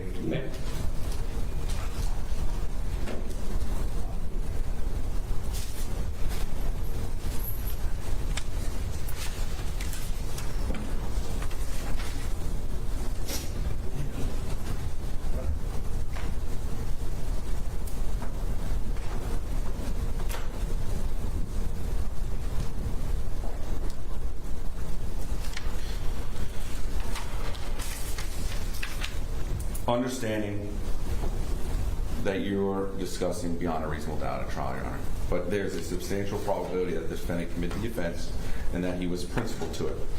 And the issue that we have in regards to the defendant's past and present patterns of behavior, I need to address that because that is the second part of my prong for substantial probability. He has no criminal history. Completely understand. Character evidence came out for bond factors. Outstanding citizen. The issue. He picked one of the worst charges to pick up as his first time because it carries so much weight because of the serious, violent nature of it. And the reason why I say point to the present patterns of behavior, because I understand his past, great person, great family, and I absolutely respect that. But the issue is there are 3 individuals that had guns pointed in their faces because of this defendant. And what that shows is that this defendant's ability to pretty much say to six human beings, 6 individuals, this is what we're going to do, that is very serious, that is very dangerous. And the last portion in regards to there are no conditions of release or bail or reason to protect the community from risk or physical harm. This plan that was then executed, Soldier Anderson wasn't involved in this at all. And this group of people did not care at all. They still brought him into it. They still pistol whipped him. They still stuck a gun in his face. So Wait, isn't he the one who was told he could leave but said he wanted to stay? That's correct. That's correct. Because at that point, based on the testimony that the detective said, he felt he didn't want to leave his friends in that condition. But you got and I understand that notion, Judge. But Danny, when confronted by CJ with a gun in his chest, his first reaction was, "You know me, I'm Danny." So this was out of the ordinary of a confrontation or a discussion about stolen items. That is where I think that's the disconnect, because what reasonably should have happened was they did have a discussion. hey guys, can you come over? We need to discuss this. I got a ping on my phone that's in Miami. What's going on? If it was you guys, can you just give me back my items, please? Or do what he did on his way back from Tallahassee. Mr. Arnold called Largo PD, said these were the items that were stolen. I think I know who the ones did it. So essentially what happens, and that would have been reasonable, but what happens is, based off the criminal nature and intent behind all of it, and I get it, it's a long stretch of events, but it doesn't start until Mr. Arnold pushes the first domino over, which is Ariana text Jasmine to get Danny to the house. Because if it was not for any other criminal reason, he would have just did it himself. Boakai would have did it to himself, or say to Ariana, hey, can you just ask him about the stolen items? So, based off that, Your Honor, and essentially the 6 other people who were involved in this case have all been found, substantial probability that occurred, and that they are being held currently at no bond. We ask that you do the same to Mr. Arnold. Mr. Steinberg, you look very anxious to respond. Yeah. I will allow it. I appreciate that. Thank you so much. I won't take as much time, but I listened intently, as I know you were, to this so-called plan. But harking back to the evidence, there is zero evidence that suggests that Mr. Arnold had any idea or was aware that there was going to be a beating, that there was going to be guns involved, or anything. The only thing that I would suggest to you, through its hearsay and questions of credibility the state has shown, is the following. That Mr. Arnold was suspicious that his phone was taken and wanted to confront some people and ask them. That's all you have. There's nothing more. Arnold's participation, based on all the evidence before you, ends there. And that, to me, I have to tell you, is confusing to begin with, and I don't get it. Because hotel room where they're worried about cameras, what difference does that make? These guys knew who they were. This wasn't a situation where, hey, we're going to send in these guys who they've never seen before and they're going to do the dirty work. They all knew each other. So luring, they didn't need to, quote, lure anyone. I just don't understand this, because if this were the plan to beat them, to shoot them, to do whatever, they could have said, hey, guys, come on over to the Airbnb. There's no cameras here. So the whole thing really makes no sense. It really doesn't. You lure people to a location so you can hide your identity. You lure people to a location who you know won't willingly come over. In fact, the evidence here is undisputed that they knew each other, that they were driving together, and they would have come over. So, I don't know how to resolve that. I really don't. But I do think it's relevant, because the only thing they can attribute to him, and it's the only thing. And again, I'm going to emphasize, I wish I had full discovery. I wish I had the opportunity to cross-examine. But at most, giving some credence to what they've presented, here's what they can show you. That my client was suspicious, and clearly the evidence suggests he had reason to be suspicious, and wanted to confront them. And that's it. What else have they shown you? Do you have any text messages from him? Zero. Do you have any text messages that suggest Terrion says to hit them, to shoot them, to beat them, to do anything to them? You have zero. Zero. Nothing.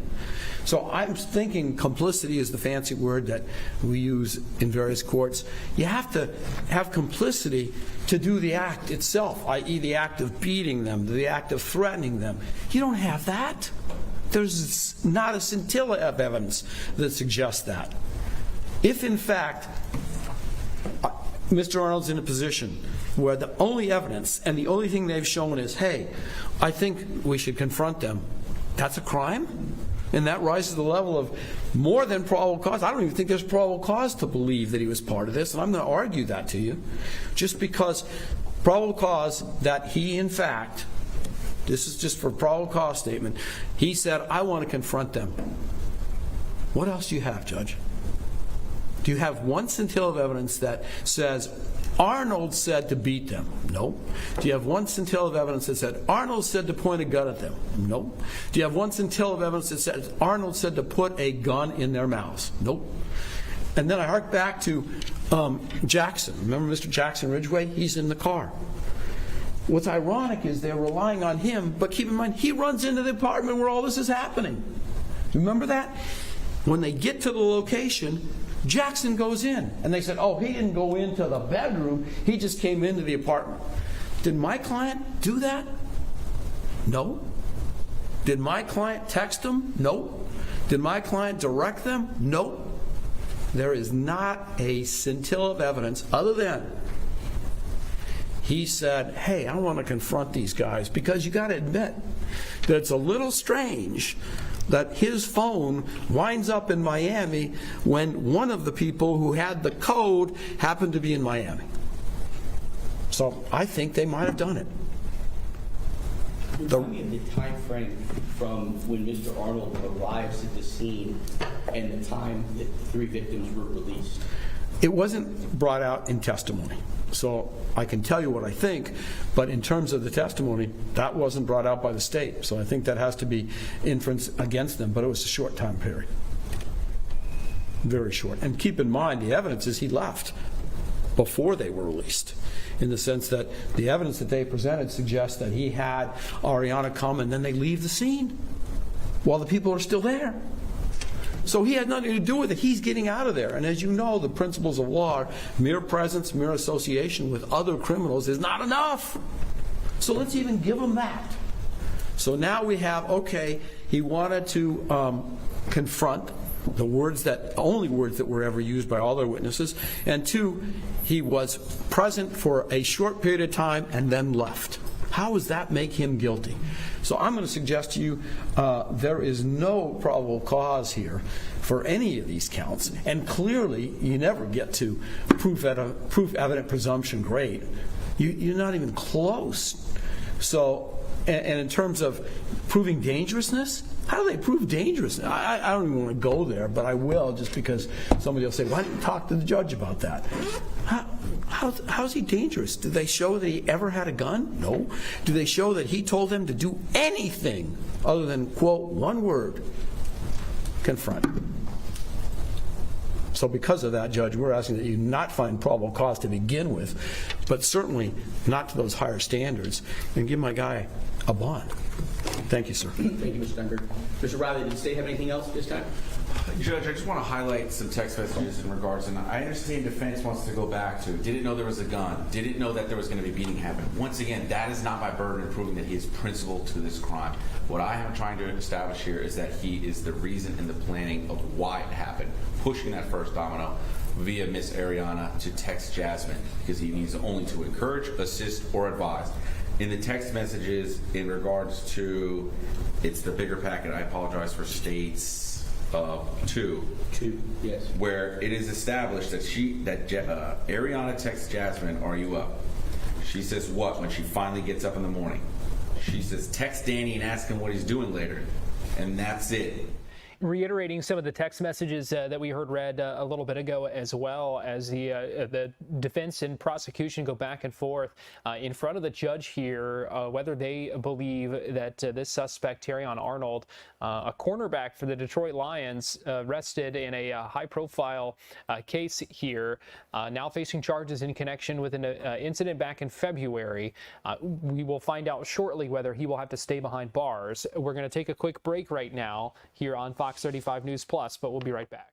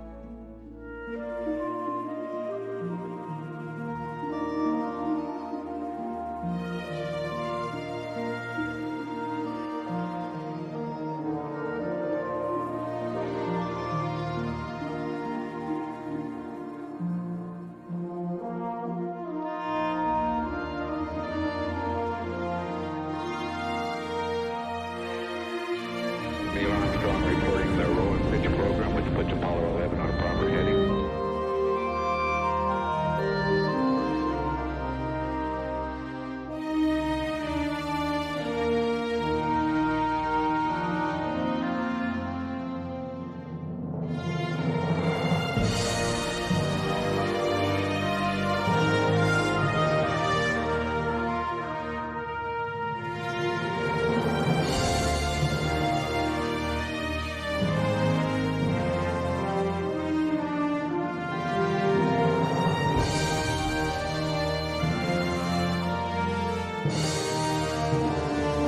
On his phone, on his social media, on his texts. Welcome back into Fox 35 News Plus. The judge just began speaking here, about to make his decision. Let's go ahead and listen in. Co-defendants that were facing life in prison, who this court didn't have the ability to personally judge their credibility. I have no doubt that that is what they said. But that's going to be a very important thing for the state to get to the fourth quarter in this process. So at this stage, to grant the state's motion, the burden is higher than probable cause. It's either under 903.046, substantial probability, and no conditions regarding safety, or under 907.041, proof of guilt evident or presumption greater. And as I said, we're early. We're in the first quarter. But the state just isn't there at this point. So I can't grant the state's motion. I do find probable cause based on all of the stuff that you've argued so eloquently and put together. It's complex, it's complicated, and you and the detective have done a very good job of helping me understand. I have 10 pages of notes that I wrote throughout the testimony, and I do believe I have an understanding of it. I understand your argument regarding motive. I understand everything, and I find there's probable cause. But I'm going to set bond, and I recognize that that's different than the other 6. I even heard one of the pretrial detentions on 2 or 3 of the other 6. But, as I said, the distinction in those cases was that they were there. They went into the apartment. They had hands-on, except for Jasmine, I believe, who wasn't there, wasn't in. But there was other testimony related to her. So at this stage, I find probable cause, but I don't find the higher level to grant the state's motion for pretrial detention. So I'm going to deny the motion, but it's a serious case. It's serious crimes that I am finding probable cause of, and I'm going to set bond. And that bond is going to be consistent with the serious nature of the charges. Let me ask the state this. Are there conditions of the bond? Now that the cat's out of the bag and you know that I'm setting bond for Mr. Arnold, are there specific conditions of bond that you would like to request at this time? Yes, Your Honor. No contact with the co-defendants or witnesses in this case. Okay. I'm writing it down, so no contact with witnesses or co-defendants. A electronic monitor. Electronic GPS monitor. That is correct, Your Honor. Ankle monitor. Next. That is at this, or may I have a brief moment? Yes.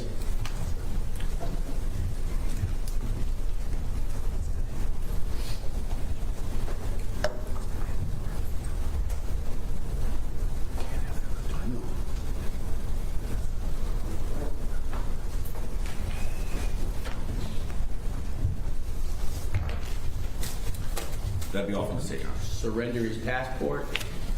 Well, if I apologize, what I was looking for is to make sure there was no other witnesses that he was not to have any contact with. Yes, surrender his passport, and any other things that the judge, Your Honor, would find reasonable. Sorry that I went through. That's all right. That's all right, Mr. Steinberg. Judge, so we would ask for 24 hours to surrender the passport. The family didn't bring it.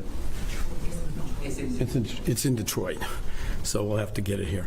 We strenuously object to the ankle bracelet, and here's why. One, it'll basically take his employment away, and that's critical. He can't continue in the league when he has an ankle bracelet. That's not going to happen. And the purpose, I would suggest, of an ankle bracelet is to track and make sure you know where somebody is. First off, obviously, he's not in a position to hide. Everybody knows who he is. But more importantly, there were, again, 4.5 to 5 months where he knew he was under investigation, knew he was a target, and if he wanted to leave, he had ample opportunity to leave, to flee, to hide out. When I got the call, I called Mr. Diaz, and he gave me the number of the marshal, and I said, we'll have him at the jail. Give us a time. They said 10:30 in the evening. We got him there literally. I want to say it was 10 o'clock. 10 o'clock, sorry. I want to say it was within hours of the phone call. If I remember right, I was in California and I got the phone call, and within 5 hours he was there. And the reason it took so long is I had to get this guy out of bed to make sure he could meet him there at 10 p.m. So he's not, or drive from Tallahassee. So he's not a flight risk. This is not a guy who I don't think the state has any concern is not going to appear. And because the prejudice is it puts him out of the league, we're asking that the court not make that a requirement. All right. There are, according to his booking sheet, a total of 8 charges, 4 That's correct, right? each of kidnapping, harm, or terrorize, and 4 of robbery, firearm, or deadly weapon. On the 4, each of the 4 kidnapping, harm, or terrorize, I'm going to set his bond at $150,000 per count. On the 4 counts of robbery, firearm, I'm going to set his bond at $100,000 per count. That's a total bond of $1 million. As far as the conditions of his bond, I'm going to order that he have no contact with his co-defendants or with any witnesses, that he surrender his passport. I'll allow him 24 hours to surrender the passport. We need to make that happen. We might need more than 24 hours. The passport's in Michigan. If you can let us surrender the passport within 2 or 3 days. 48 hours. 48 hours, yes, sir. And if he doesn't surrender it, then that's a violation of the conditions of his bond. Right. We don't want He's not going to want to be in. I'm going to address that with him in just a moment when I finish the conditions. He'll go back in if we don't have him 48 hours.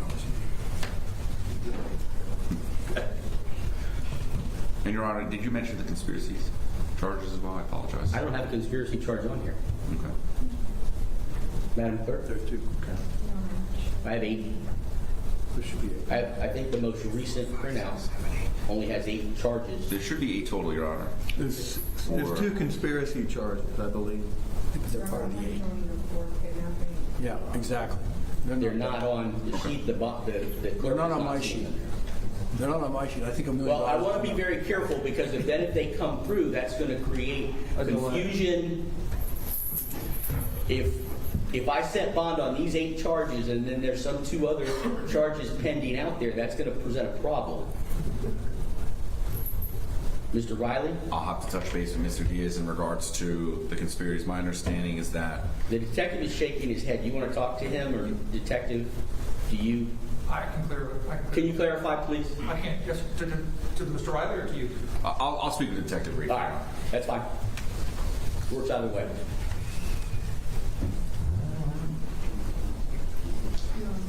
$100,000. Call my boss.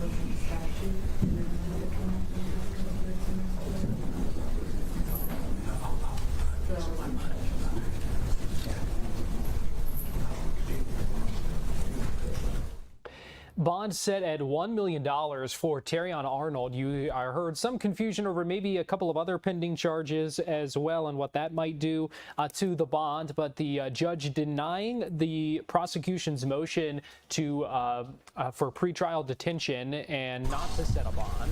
Your Honor, in regards to the charges, it is actually 3 and 3 in regards to the kidnapping false imprisonment. The clerk has advised that the CRA does delineate that one of each is a conspiracy on the CRA. I don't know how or why and whether that's on the booking sheet or the clerk's charges. None of them have anything related to conspiracy.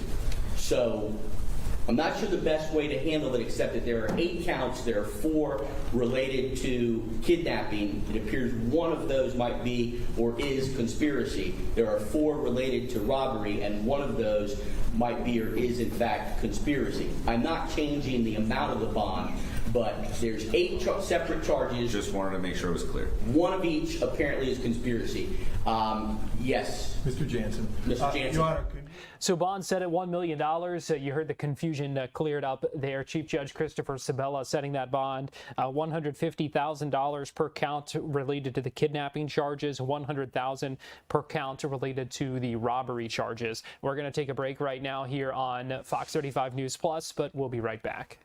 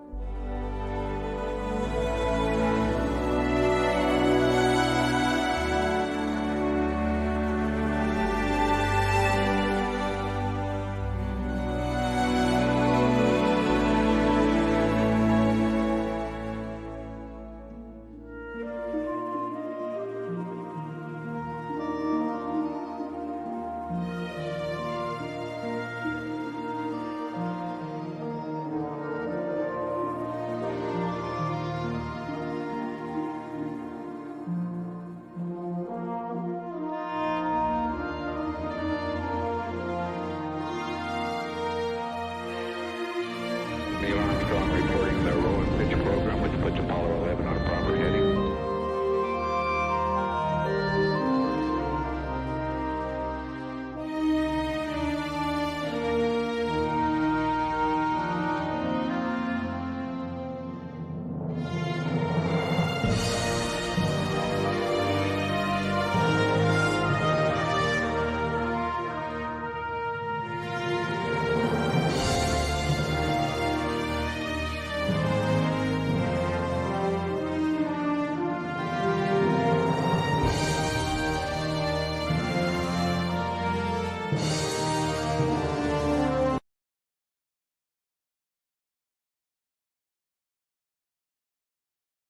You're watching Fox 35 News Plus, streaming on Fox Local. Welcome back into Fox 35 News Plus. I want to get you to this UN briefing now, where we're hearing an update on the situation in Venezuela following the deadly earthquakes there. Let's go ahead and listen in. I mean, since Wednesday last week, when we got hit by the 7.2, 7.5 back-to-back earthquakes, we have had 500 aftershocks. And the latest was this morning, Hi Farhan, the latest was this morning, early this morning, a 5.2 aftershock. So you can understand that we keep on operating in a high-risk environment. 7 states have been affected. The 2 that have been affected the most are the state of La Guaira and the capital district of Caracas. Just to give you a bit of numbers, we are working with and using the official numbers provided by government. As of the latest update yesterday night, 1,450 people have lost their life. 3,000, more than 3,000 have been injured, and over 12,000 displaced. Now, these numbers will unavoidably and sadly keep on growing as the search and rescue operation continues, and as we are able to detail further the assessment of the impacts of the quakes. In terms of the ongoing response, the government is leading a large-scale operation that is focused primarily at this stage on still search and rescue. We are beyond the 72 hours critical window, but, and this is one of the miracles of this country, rescuers are still being able to pull out alive people. Yesterday alone, 7 persons were pulled out of the rubble. alive. Obviously, we are focusing with government on emergency medical care and working rapidly on setting up emergency shelter. There is a tropical wave that is expected in the next hours to reach Venezuela. This will bring heavy rains. You can imagine what this means for the displaced people. 27 countries have mobilized over 40 teams of urban search and rescuers. This means over 2,000 rescuers and personnel on the ground with over 160 dogs operating within the framework of the INSARAG, which is the platform that the UN coordinates to mobilize support from all over the world. Together with the search and rescue operation, we are focusing, together with government, on providing emergency healthcare, shelter, food assistance, water and sanitation, logistics support in ensuring not only storage but distribution of all of the supplies that are coming into the country, and protection. From a personal perspective, and I'll leave it there and then we can move into questions. I have had the chance already to be twice 2 full days down on the most affected areas. And the show of solidarity, as often happens in these cases, but the heroism of the people and the solidarity is outstanding. And this somehow mitigates a little bit, obviously, the pain and the needs of the people affected on the ground, because the community itself has mobilized. The international solidarity also is heartwarming. At a time in which we just heard Stefan updates of all possible conflicts around the world, well, the world has come together and very rapidly to provide assistance to the country. So at least this is a happy story at this point. I think I'll leave it at this so that we can go straight into specific questions. Okay. Thanks very much, Gianluca. I'll now turn the floor over to the press for questions. First question goes to Amélie Boutelier. Thank you. On behalf of the UN Correspondent Association, thank you very much for doing this briefing. I'm Amélie Boutelier from AFP News Agency. I have 2 questions. You said, sadly, the toll is likely to rise. Do you have any idea how many people are missing or under the rubble? And secondly, usually with this kind of catastrophe, the UN is preparing some kind of flash appeal for emergency funding. Do you have any kind of estimates of how much the UN system is going to need for, and the other organization going to need to face the first emergencies? Thank you. Thank you so much. Farah, do you want me to take a few questions or you want me to go one by one? Let's do it one by one. Okay, so thanks for the questions. On the missing, as I said, we are working hand in hand with the government, and I won't start speculating on numbers that the government hasn't announced officially. I have given you, I actually don't think I have given you a number. It's 2,500, at least 2,500 structures affected, most of which fully collapsed. So we are definitely looking at a number that is higher than the one already reported. I can give you a proxy indicator. We are procuring, and this is something that has been agreed with the authorities here, 10,000 body bags. Okay, so that is somehow applying assumption, and it's very sad, and we truly hope that actually the number is going to be smaller than that, and that's why we are focusing now on the rescue operation. And I won't give you a number of missing because we don't have that number. And I'll just give you the number of the deceased that have already been reported, which is 1,150. On the appeal, the flash appeal, we will have an addendum to our existing humanitarian plan, and we're working on it. Now I have to acknowledge and thank the mobilization that has been globally to provide financial assistance. The United States of America, the European Union through ECHO, other countries bilaterally and the UN through the SURF have already pre-allocated resources, important volume of resources that we are working on already allocate and start use for the response. Okay. All right. Next question? Yes, Pan. My name is Sean. Oh, sorry. Yeah, can you give us more details about the search and rescue? Sorry. Oh, yeah. Can you give us more details about the search and rescues at 40 teams, 2,000 people? How many people have been rescued, and so on and so forth? Thank you. I don't have the aggregate number also because it's a combination of the people that are being rescued by the international teams, which we are coordinating together with the national rescue personnel and the private initiatives. So I can give you the latest, which was yesterday alone, just 4 days after the event, and 1 day after the critical 72 hours, the international rescuers were able to pull out 7 alive people. Yes, please.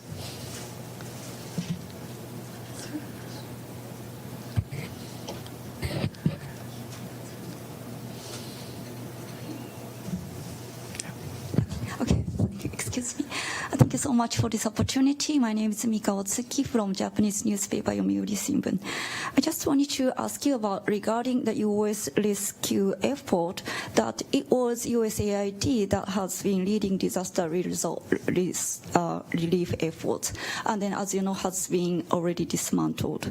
And then, while collaborating with U.S. team that is already been in Venezuela, did you notice any differences that in their rapid response capabilities?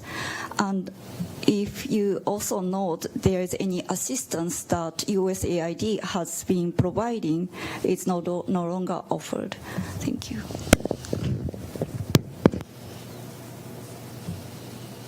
We are working very closely with the U.S. team that has immediately deployed and are present on the ground.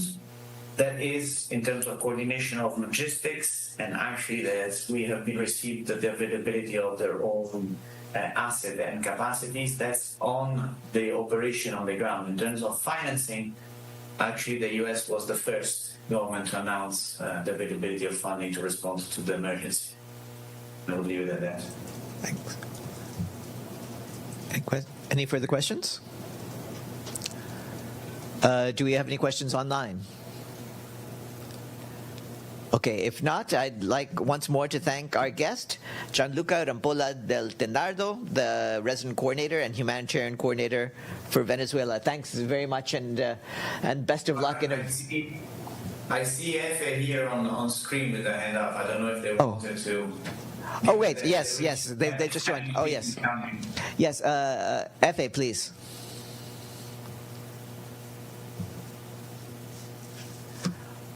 Hold on. Hear you. Hold on, please. We can't quite hear you. Can you get their audio up? What?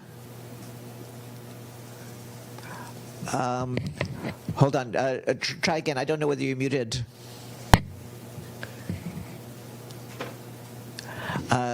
Sorry, we still can't hear you. Maybe write out your question and then I can read it over for Gianluca.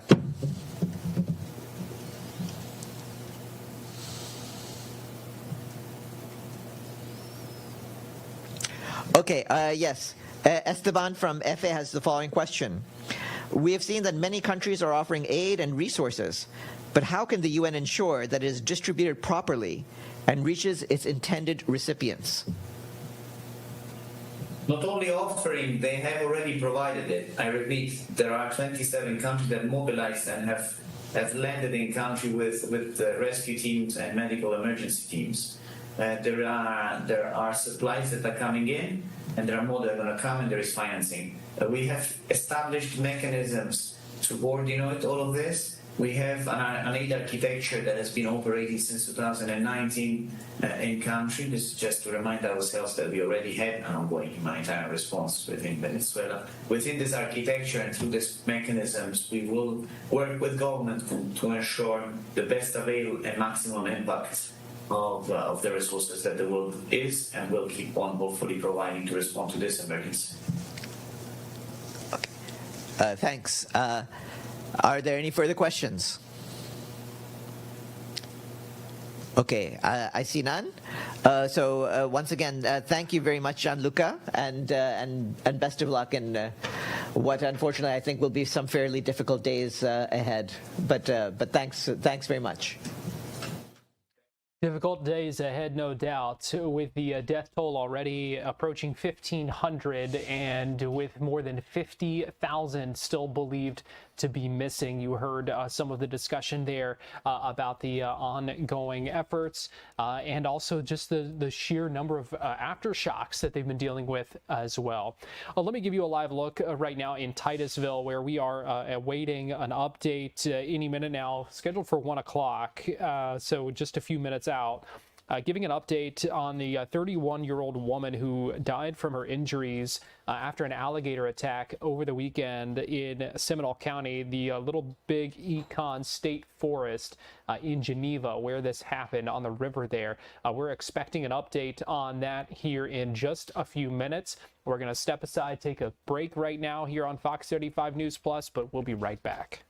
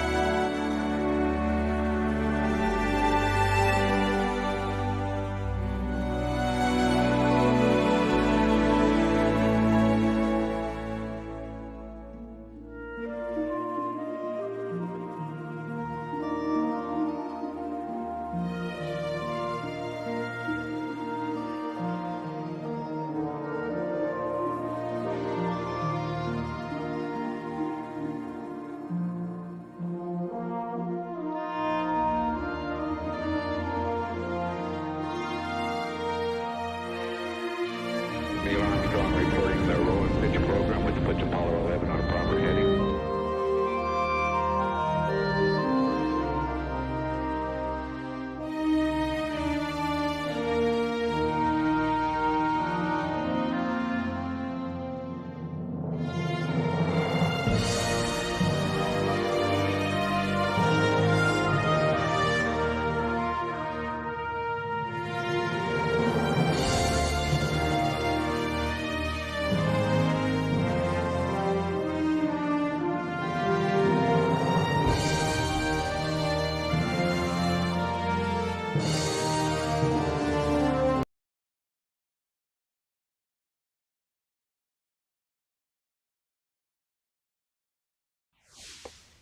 Welcome back into Fox 35 News Plus. This is Gio Reyna on the U.S. men's national team, who is speaking live right now ahead of the U.S.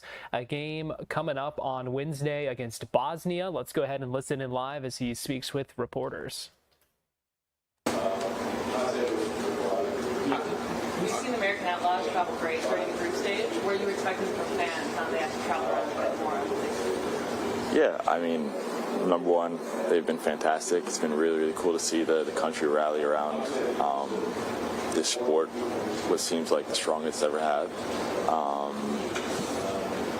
Yeah, we expect them to travel. They're always great, but, you know, so far in this World Cup, they've taken it up a level, so we can't thank them enough. I'm sure they're going to be great, and we hope to use that momentum and their support to hopefully do something great this tournament. Just on the subject of the country rallying around the team, are there any specific videos or photos or anecdotes you've seen that stood out to you as wow, It's hard to pick one. I think, I guess maybe being on the Pat McAfee show is pretty cool. Not myself, but a lot of the players being interviewed and a lot of the highlights being shown on that show doesn't happen often. I watch that show a lot. But yeah, you just see the watch parties. You see, all the stuff being written about it. You see the athletes, the celebrities watching. So it's just cool to see everybody really tuned in and focused. What's best to score a goal in a World Cup? Especially you that you saw your father playing as a child. You made with that. Yeah, it was really cool. It was very surreal in the moment. Sort of blacked out when it went in. I've always dreamed about scoring a World Cup, so for that to finally become a dream come true is amazing. And yeah, just the moment with the team after, and then with my family and friends in the crowd, and enjoying that with them was great. When we were kids, we wanted to be like the greatest player. I wanted to be Hugo Sanchez, from Mexico. Would you like to be your father in the national team? Do you reflect on him?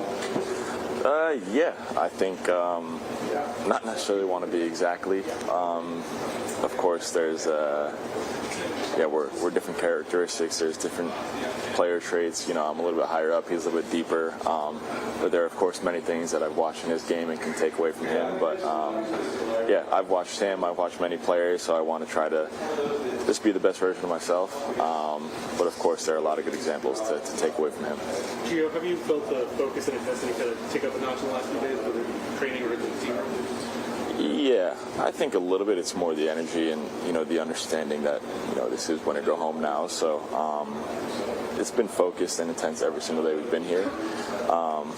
But now it's just a little bit taking up 1 or 2% just because we really know that this game is, tournament or keep going on. So, yeah, we have very high expectations for ourselves for the rest of this tournament. And, we don't want this to be over. What's the outlook on Bosnia right now? Yeah, going to be a really tough team to play against. Have a lot of good players.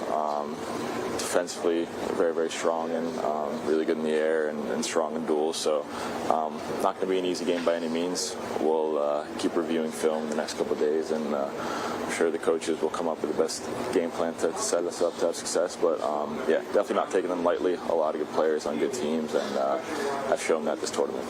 Playing in a different stadium, do you guys expecting the same kind of support from the fans, or more divided? Yeah, I think we expect it. That's one of the positives of playing on home soil in this World Cup is, we've traveled to Seattle and played in LA twice, and the support's been outstanding in every game. So we expect nothing different. Of course, we're incredibly grateful for the support, but we expect everybody to be rooting us on and then, being the 12th man for us. Last question. When you guys look back at the match against Turkey, what was the overall assessment of how you guys did? Things that you liked, didn't like? What was the overall message that you guys had? Yeah, in the end, the message from the coach and the coaching staff and the players was, in the end, everybody felt that it was maybe a little bit unlucky, and just that we deserved a bit more. Of course, there's a few situations that we could have been a bit cleaner in, and we were a bit sloppy. But I think overall, we had more chances. We were a little bit more dominant, and a lot of positives to take away, of course. But there's a few things to clean up. Do you feel like your body check, like the physical side of this, was up to par in the Turkey game? They seem to be grabbing, slapping, pulling in. It seemed like we could have been a little more aggressive. No, I don't think so. Felt like we gave it our all. I felt like the intensity was there. Maybe they had moments where they won a couple duels, but that has nothing really to do with that. The athletic staff has been great here, so I think actually in that game, if I'm not mistaken, we ran maybe the most ever as a team in a World Cup game. So, no, I don't think that's anything to do with it. Thank you.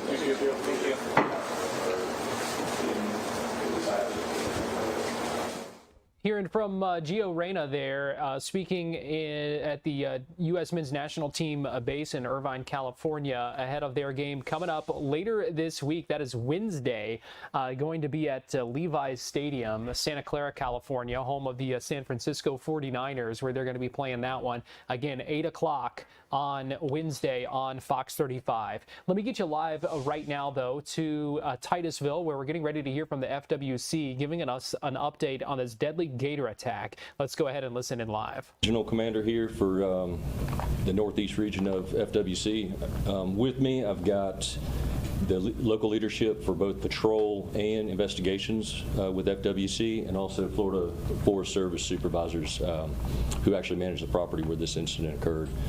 I know there's a lot of questions concerning the incident, the incredibly tragic incident that occurred yesterday involving a young female who lost her life after an encounter with an alligator. So the goal today is for us to get as much information that we can get out to you. It's still an active investigation. We're trying to put all the pieces together, and also give you an opportunity to ask questions. So with that, I really encourage you, please use great discretion on the questions asked, just out of respect for the family, the loved ones, the friends, the family, and also the first responders, the whole team of first responders that responded to this type of event, because it's never fun. But with that, I'm going to introduce our Public Information Officer, Chad Weber. Good afternoon. I think the Major already covered it. First and foremost, the FWC wants to extend its condolences to the family. Like he said, it's a very tragic time. What I can tell you about this event, it took place Sunday afternoon, approximately 1:30. We received a phone call from Seminole County that a swimmer was bitten by an alligator. At that time, Seminole County, the FWC, and Department of Forestry responded to a 31-year-old female. We're not releasing her name right now because she does have family that's out of state, and out of respect to her, we'd rather make notification to the family rather than find out from the news.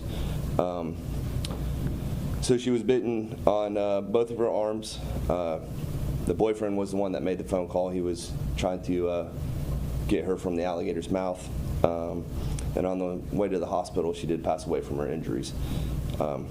Like I said, it was a multi-agency response from Seminole County, FWC, and Division of Forestry.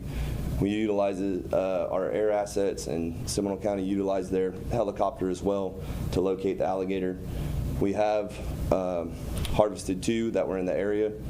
One was 12 foot, the other one was 13 foot. So currently we're still conducting the investigation, and at this time, again, we just offer our condolences to this young lady's family. If there are any questions, I can clear up for you guys right now. Can you tell us more about what the girl and her boyfriend were doing? Were they just hiking that trail? Were they just stopping to swim because it was hot outside? Is there any more insight you can give us? Yes, they are. She is from Orlando, and they were hiking, and they just stopped to swim. Right now, in this part of our investigation, it doesn't seem like they were doing anything that was malicious to an alligator. They were in approximately 3 foot of water. How long before you know if you have the right alligators? So there's several different parts of the investigation that are occurring, and I can turn that over to Captain Trusley or Lieutenant Eller. They work with investigations, and they'd be able to clear that up a little bit more for you. Oh, go ahead. Following this, will FWC kind of reassess whether swimming will be allowed in that specific area? Well, I mean, in the state of Florida, obviously we have alligators in all 67 counties. Every body of water could have potentially have an alligator in it. So to say that we're going to close one area versus another is, we'd have to check with forestry, because they're the ones that have access to that property right now. So that's not something I know right offhand, but after the interview, we can probably clear it up and get you some better answers.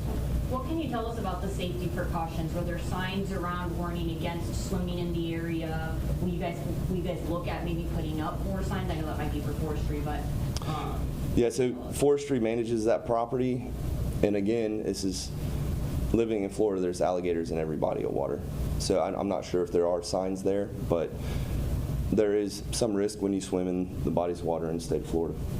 I know it's still very early on, but we know alligator attacks are rare in Florida, even though they do happen. Is there any indication that the alligator was just surprised, or why this might have happened? It could be any number of things. You know, with low water levels that we have, we are coming into the end of mating season. Alligators become very territorial, so it's any number of things. It's really hard to speculate and pinpoint what the exact reason was. Can you tell us a little bit, or are you aware of any history of this happening in that area? Have you guys responded to this kind of call before, maybe not as severe? I'm not exactly sure on that, but if you would like to submit a public records request on to see if we ever received any calls there, we can clear that up after this interview. May I hear from the lieutenant about the next steps? Yeah, absolutely. Lieutenant Eller. How you guys doing? We've done DNA analysis on the 2 gators that have been harvested, and we'll be taking those up to our Gainesville lab here in the next day or so. That'll help us to determine whether or not the animal in question is the ones that we've harvested. The 13-footer was harvested exactly at the incident scene, and the 12-footer was harvested shortly, just a short distance from the incident scene. Do those gators match the description of the survivor? So yes, based off the witness statements, all we had at the time was a very large alligator. A 13-footer would fall into a very large alligator category. So we feel like it's a good candidate for the gator in question. How long does it usually take to get those results back? It determines. We're getting our lab's going to push it to the front of the line, so we're hoping to get them back pretty quick. Will you keep an eye out for other candidate animals in the area? In case one of these isn't the right one? Yeah, we've been working close with forestry on creating what's called a targeted harvest area for that particular area, which means if other large gators are seen in the area, we'll have a streamline access to call on the trapper, get them out on scene to remove any large gators noticed in the area. So we'll be able to address this as an issue as the gators pop up in the future. What advice do you have for the public as they visit parks and bodies of water? Just be mindful, like PIO Chad Weber said, that all freshwater water bodies in the state of Florida do contain alligators, and just use caution when swimming in fresh water. Can you tell us any more from witnesses what they said about the gator? It could disappear after this happened, or? After the incident, the gator, the boyfriend was able to while maintaining a hold of the victim, the gator did release, and then the gator remained in the area from witness statements. So.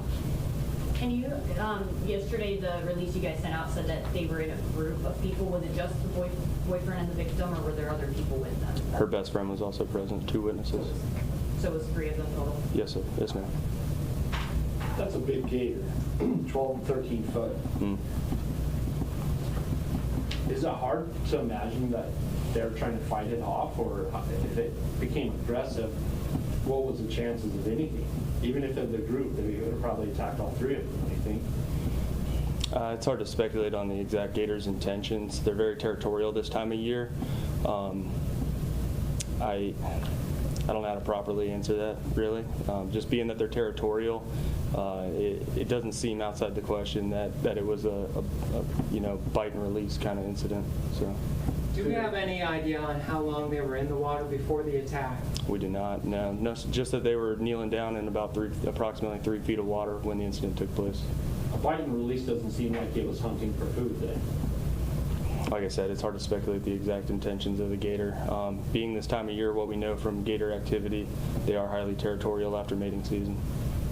Is 3 feet of water lower than normal for that area? The water levels are significantly low due to a statewide drought, so it is lower than normal for that area, yes. For residents in the area, how long can they anticipate this park being closed as your investigation? We would refer you to the forestry website. Check with the website on any closures and updates on those closures, and that would be the best source to go to. Not this gator, but another gator, let's just say, if they bite and release, are they searching for food, or are they just seeing what it is? Territorial behavior, more of a fighting tactic. That's pretty much all we have for right now. We're going to go ahead and end the conference. If there's any questions I could do afterwards, I'll follow up with you guys. But right now, we're going to wrap it up. Lieutenant, will you spell your name for me? It's going to be Grant, G-R. That's a news conference wrapping up right now in Titusville, where we heard from the FWC talking about the investigation into this deadly alligator attack. Officials telling us, again, a 31-year-old woman who was bitten on both arms, they said. It was her boyfriend who called 911 and was trying to help fend off that alligator, but that woman tragically dying on the way to the hospital. This news conference believed to be wrapping up, but maybe a couple of additional remarks there? No, okay. So a 31-year-old woman died on the way to the hospital. Still an active investigation. They say in the aftermath of this, FWC has harvested 2 alligators, one of them 13 feet long. They say they found that alligator at the scene where this happened. They also found a 12-foot long alligator not too far away. They're doing DNA tests to figure out and to confirm which of these alligators may have been involved in this attack. We did not, officials with FWC have not released the name of the victim, but they did tell us she was an Orlando native, that she and her boyfriend were hiking in that area and they just stopped to swim. The water level's a little bit lower than normal. They said they were in about 3 feet of water when this happened, and just reminding folks that there is always some level of risk when it comes to swimming in freshwater sources here in Florida because of the potential for alligators in those waters, and especially right now with it being the end of mating season, they say that those alligators can be especially territorial. So some updated information, some new details about that. Fox 35's Alexis Clevenger at that news conference. She's working to learn more as well about this incident, this victim, what happened, and we'll check in with her coming up in a little bit. Right now, we're going to take a quick break here on Fox 35 News Plus, but we will be right back after this.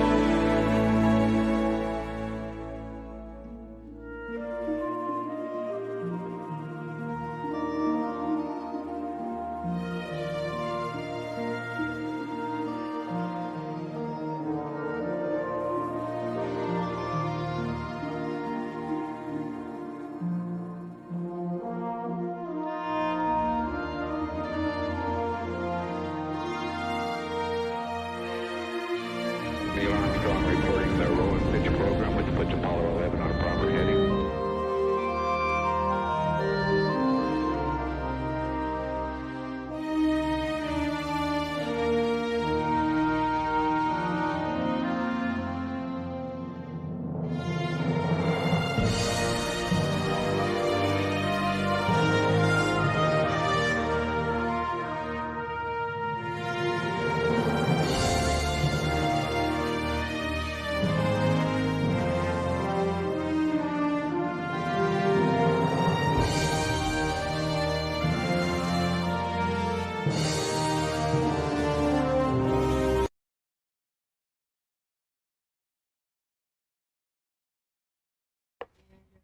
You're watching Fox 35 News Plus, streaming on Fox Local. Welcome back into Fox 35 News Plus. Garrett Wymer here, and thanks for joining us on this Monday afternoon live on Fox Local, YouTube, and on Facebook. A special unveiling today, a special ceremony on UCF's campus, bringing some statewide officials, including Attorney General James Uthmeier, as the Florida Department of Law Enforcement today marked the relocation of the Orlando Toxicology Laboratory to UCF's Academic Health Sciences campus. That's in Lake Nona.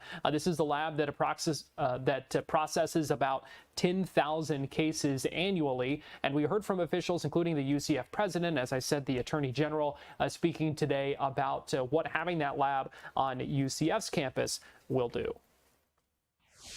Good morning, everyone, and thank you for that kind introduction. And of course, thank you, Gabby.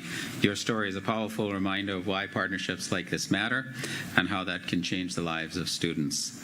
From a conversation in a classroom to serving the people of Florida through her work with FDLE. That, again, is the power of education and what it does when we do it with purpose. And that is what we're here to celebrate today, bringing together people, expertise, and purpose as we strengthen public safety in Florida. I want to begin by also recognizing the elected officials who are with us today. Their support enables the collaboration and impact that will generate everything that we want in this facility. Let's thank them again.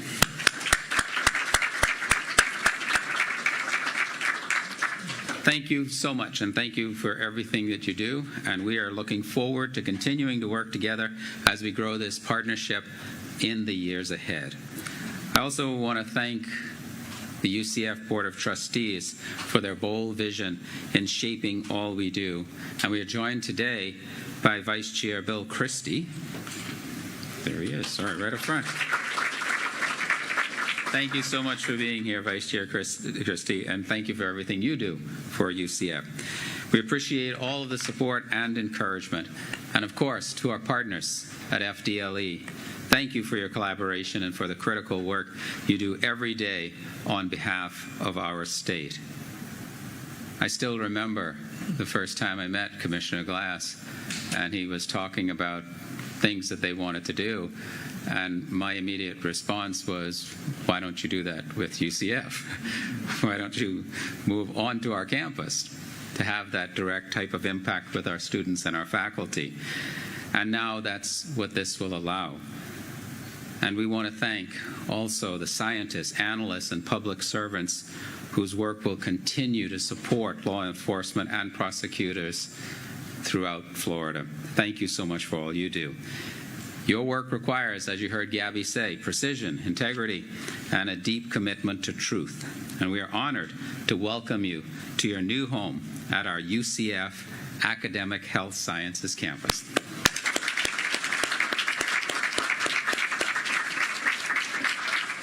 So this partnership reflects what UCF was built to do. UCF was founded to help Florida meet big needs by preparing talent, advancing discovery, and solving real-world challenges. That started, of course, with the space race. And today, that same mission continues with FDLE. By bringing FDLE's toxicology lab to the heart of Lake Nona's medical city, we are doing something powerful. We are bringing education, research, and practice closer together.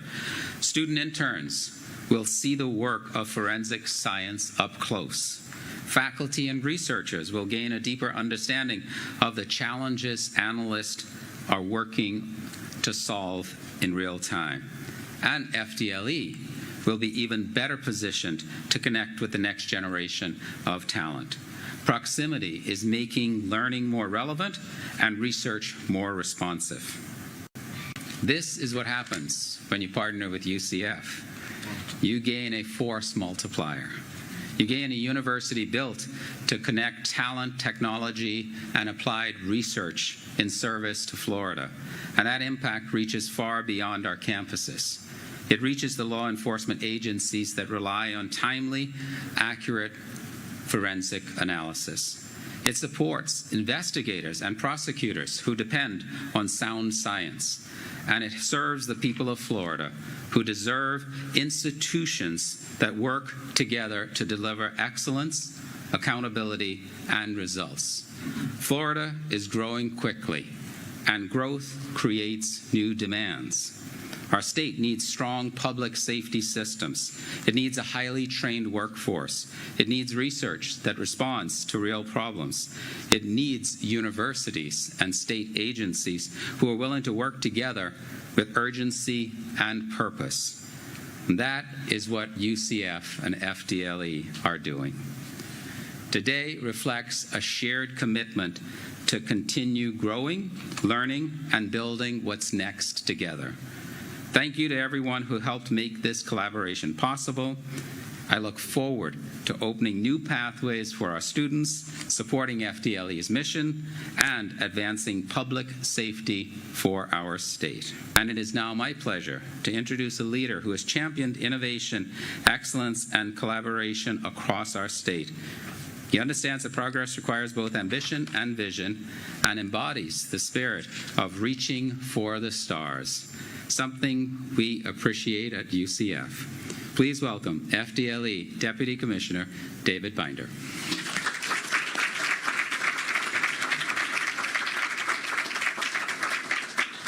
It's a great time to be a law enforcement leader in the state of Florida. We have a governor, cabinet members, a legislature that is supportive of what we do. And I'll tell you, as myself and my coworkers, as we travel the country and meet our peers from other states, they're envious. They're envious of the support that we have. As we develop and build our law enforcement capacity here in Florida, our criminal justice capability, there's a need for more. There's a need for more forensic scientists and technicians. There's a need for more throughput on samples. We can increase efficiency, and we can increase our workforce. We envision that this partnership with a major research university that has a STEM focus is something that's going to result in improved hardware, software,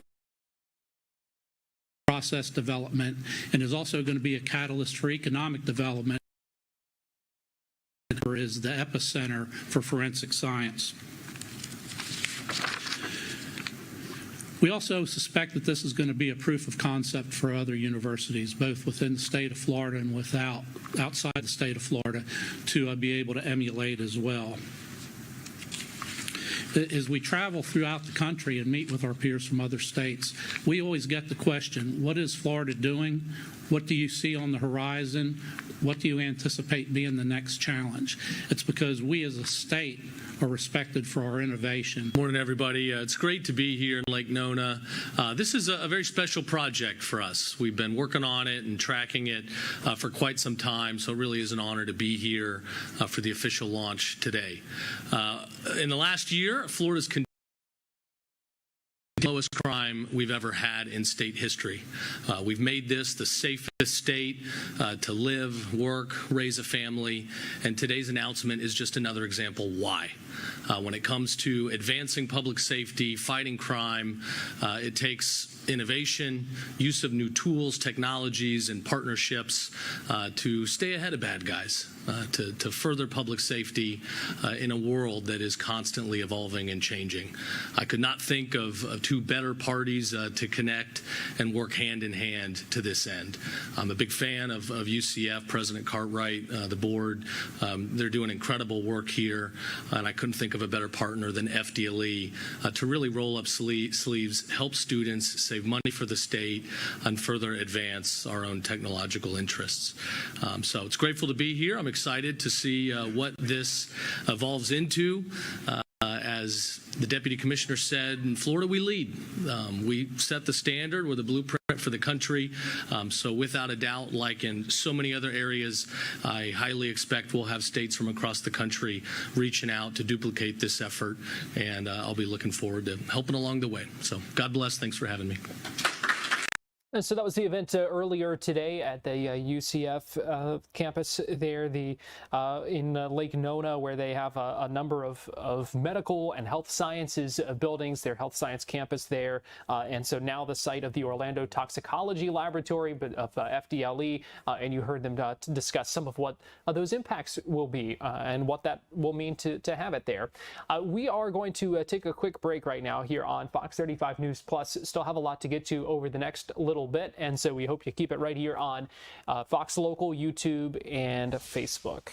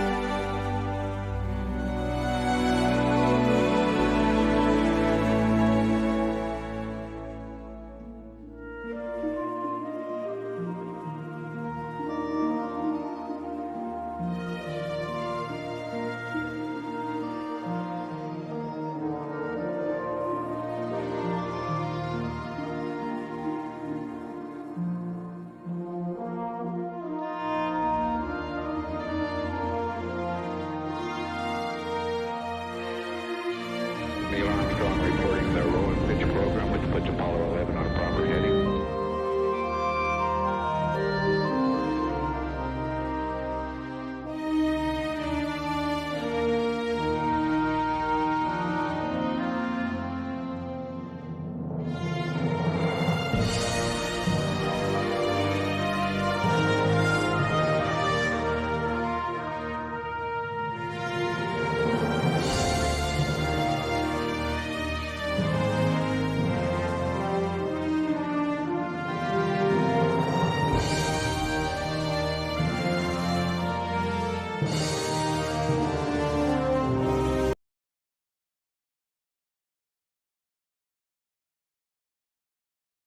You're watching Fox 35 News Plus, streaming on Fox Local.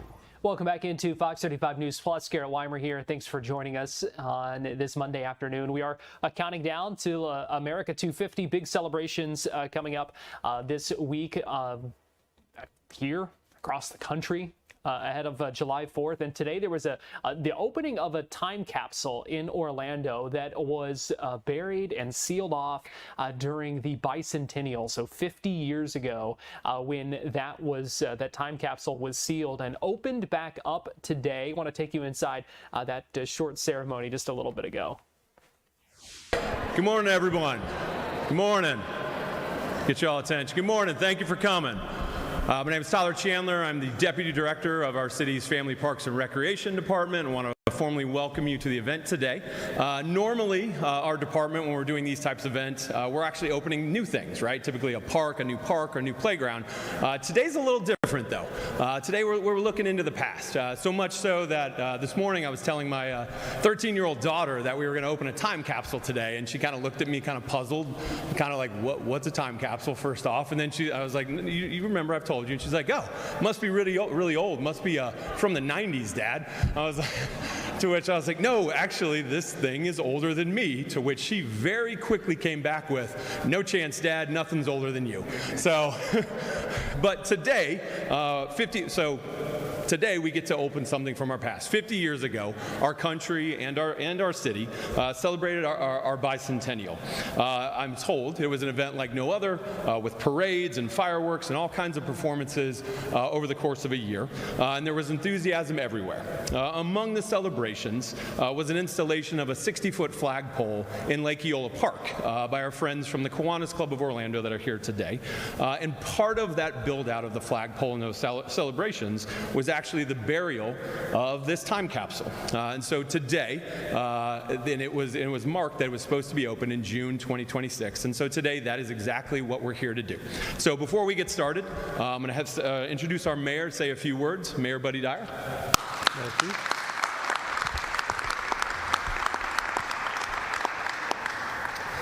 Good morning, everyone, and welcome to Orlando City Hall. I'm pleased to be joined by our commissioners, Commissioner Burns, Commissioner Ortiz, Commissioner Rose, and Commissioner Keene.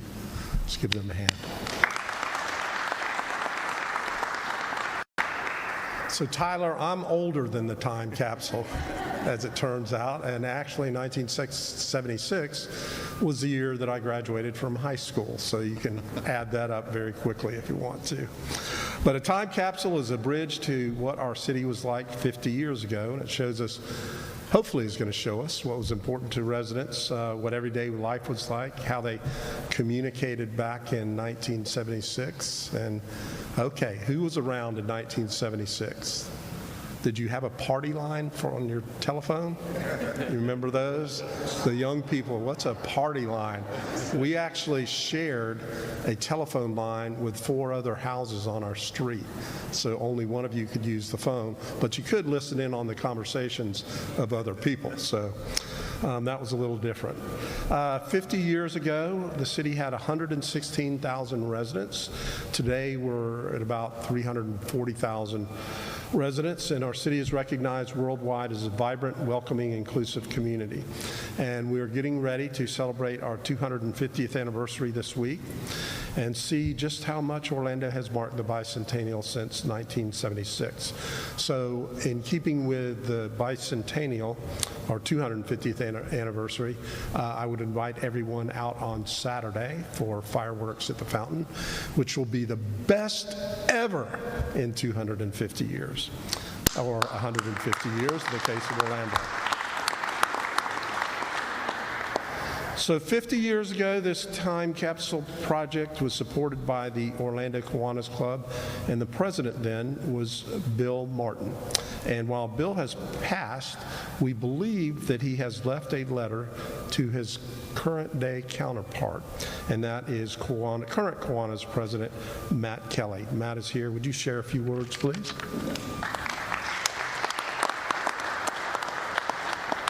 Thank you, Mayor, and thank you, Commissioners, and thank you also, special thanks to Tara, who did the due diligence that it took to figure out what the heck this box was all about. It was found during some renovations, and there wasn't any actual corporate knowledge with the Kiwanis Club of Orlando, as well as just with anybody that was involved, understanding what this was, and through some good searches on Google and whatnot, figured out, oh my gosh, this is a time capsule that was put in place by the Kiwanis Club of Orlando in 1976 to celebrate the bicentennial. So in keeping with Kiwanis Club of Orlando and in keeping with tradition, I think it's wise for our club now to get our act together and get some other items to put into a time capsule so that we can open this at the 300th anniversary of the country. So let's give you a live look right now in downtown Orlando and Lake Eola. This time capsule was buried at Lake Eola Park, and at the time, Orlando had a population of about 116,000 residents. Rocky was the highest grossing movie in America, and the Orlando Jetport at McCoy had just recently become Orlando International Airport. That was 50 years ago. Some of the items inside that time capsule: a letter for the flagpole installation at Lake Eola, placards, a shirt reading "Thumbs Up Florida," and an invitation for the world's biggest party. That's what they were calling the U.S. bicentennial at that time. So an interesting look back into the past there this morning in Orlando.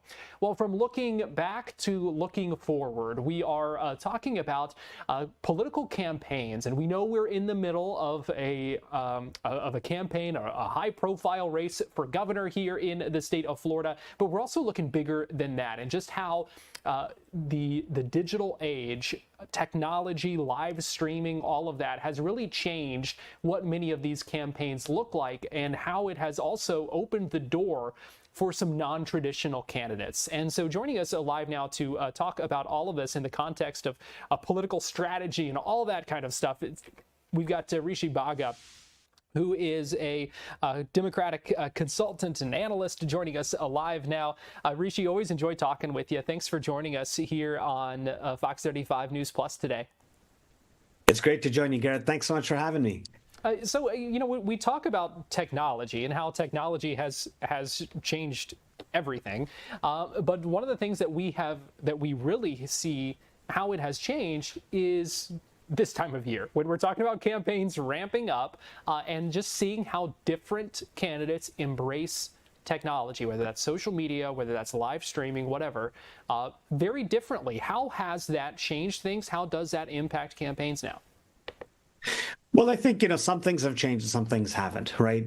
Candidates have always looked to get endorsements from celebrities or try to make sure that, they have a lot of eyeballs on their campaign, because when they do that, that's how they can make sure that they're getting the contributions they need to keep that campaign going. And eventually, hopefully, they can get their message out to voters that way.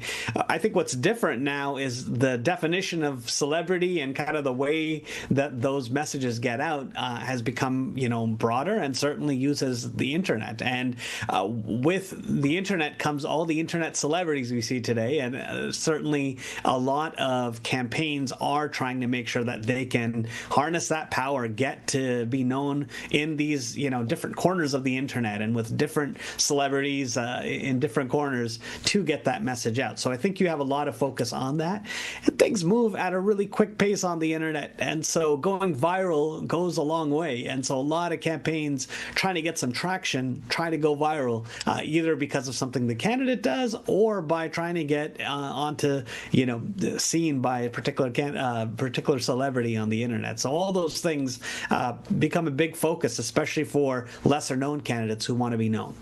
Well, and one of you talked about kind of being mentioned or being seen, spotted by another celebrity. We saw an incident over the weekend in the Florida governor's race where James Fishback who is a candidate who has a huge online following, and that seems to kind of be the basis for his campaign, and what has really kind of throttled his, kind of pushed the throttle on his attention in this campaign, doing what they call an attempt to stream snipe a very well-known streamer, iShowSpeed, and that's just something that you maybe would have never seen a few years ago when you're talking about candidates for governor. Yeah, I think that's right. I mean, really, it is a struggle to get noticed in any platform, I think. And for these candidates, they want to get on every platform they possibly can, especially with some of these folks who may be a little bit outside the political system, right? I think voters have become so accustomed to hearing, and not to, decry folks like me talking on TV, but I think a lot of folks have seen so much of that. And the audience that they have is maybe the same old audience, or an audience that is paying attention to politics already.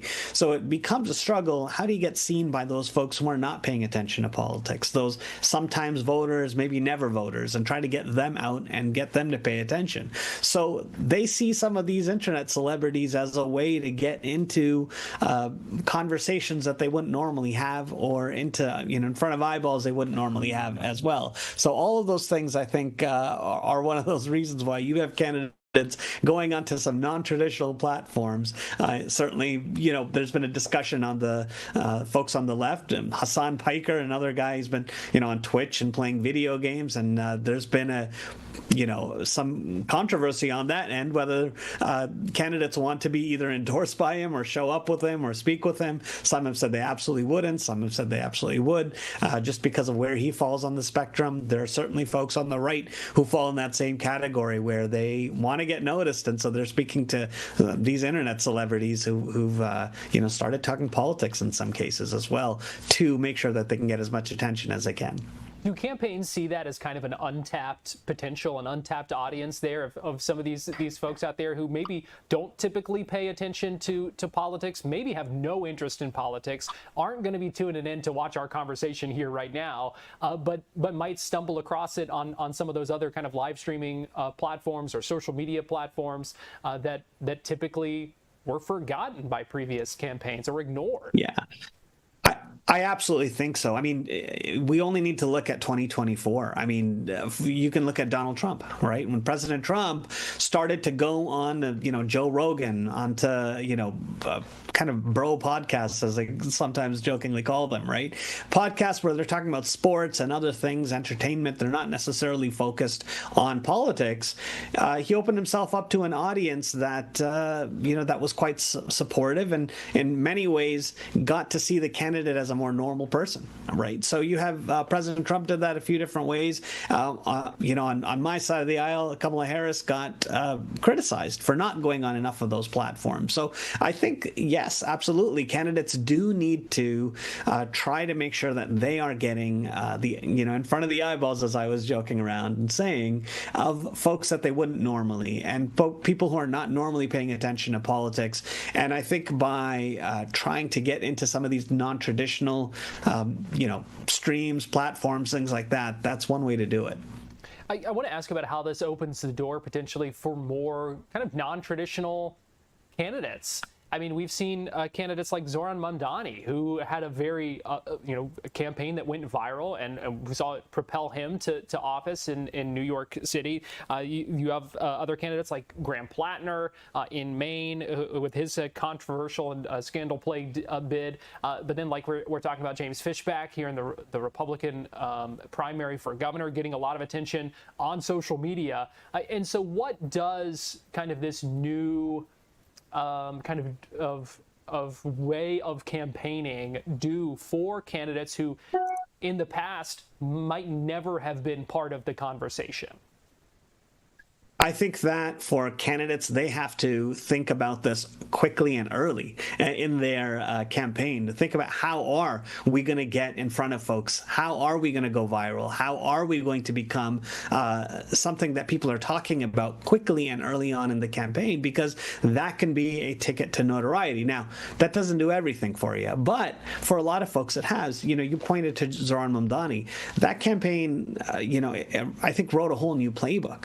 This was somebody who was a city council person prior to that, not particularly known, but even as a city council person was, first online, he did some raps and things like that, talking about, various things. At the same time, he would go around to halal carts and interview folks who were not normally being spoken to, and those videos ended up going viral. And so candidates had to get their message out. It's an interesting message. It's still a message that connects to normal people. I think that really matters, and that's kind of the hook, because even with, short form content, if it doesn't feel like it's authentic to people or that it connects to them, it's not going to just work on its own. So, that viral message, I think, matters a whole lot, but it also matters that people see themselves in it. So, you had Mamdani going around the city and meeting people individually, talking to them, hearing their actual stories, and sure, doing it in a viral format. Quick interviews, going right to the point, very short form videos, and that went a long way. You talked about Graham Plattner. Graham Plattner, again, had no political experience other than has never been in elected office, but served on a couple of city commissions, and when they released his video to launch him, it went viral.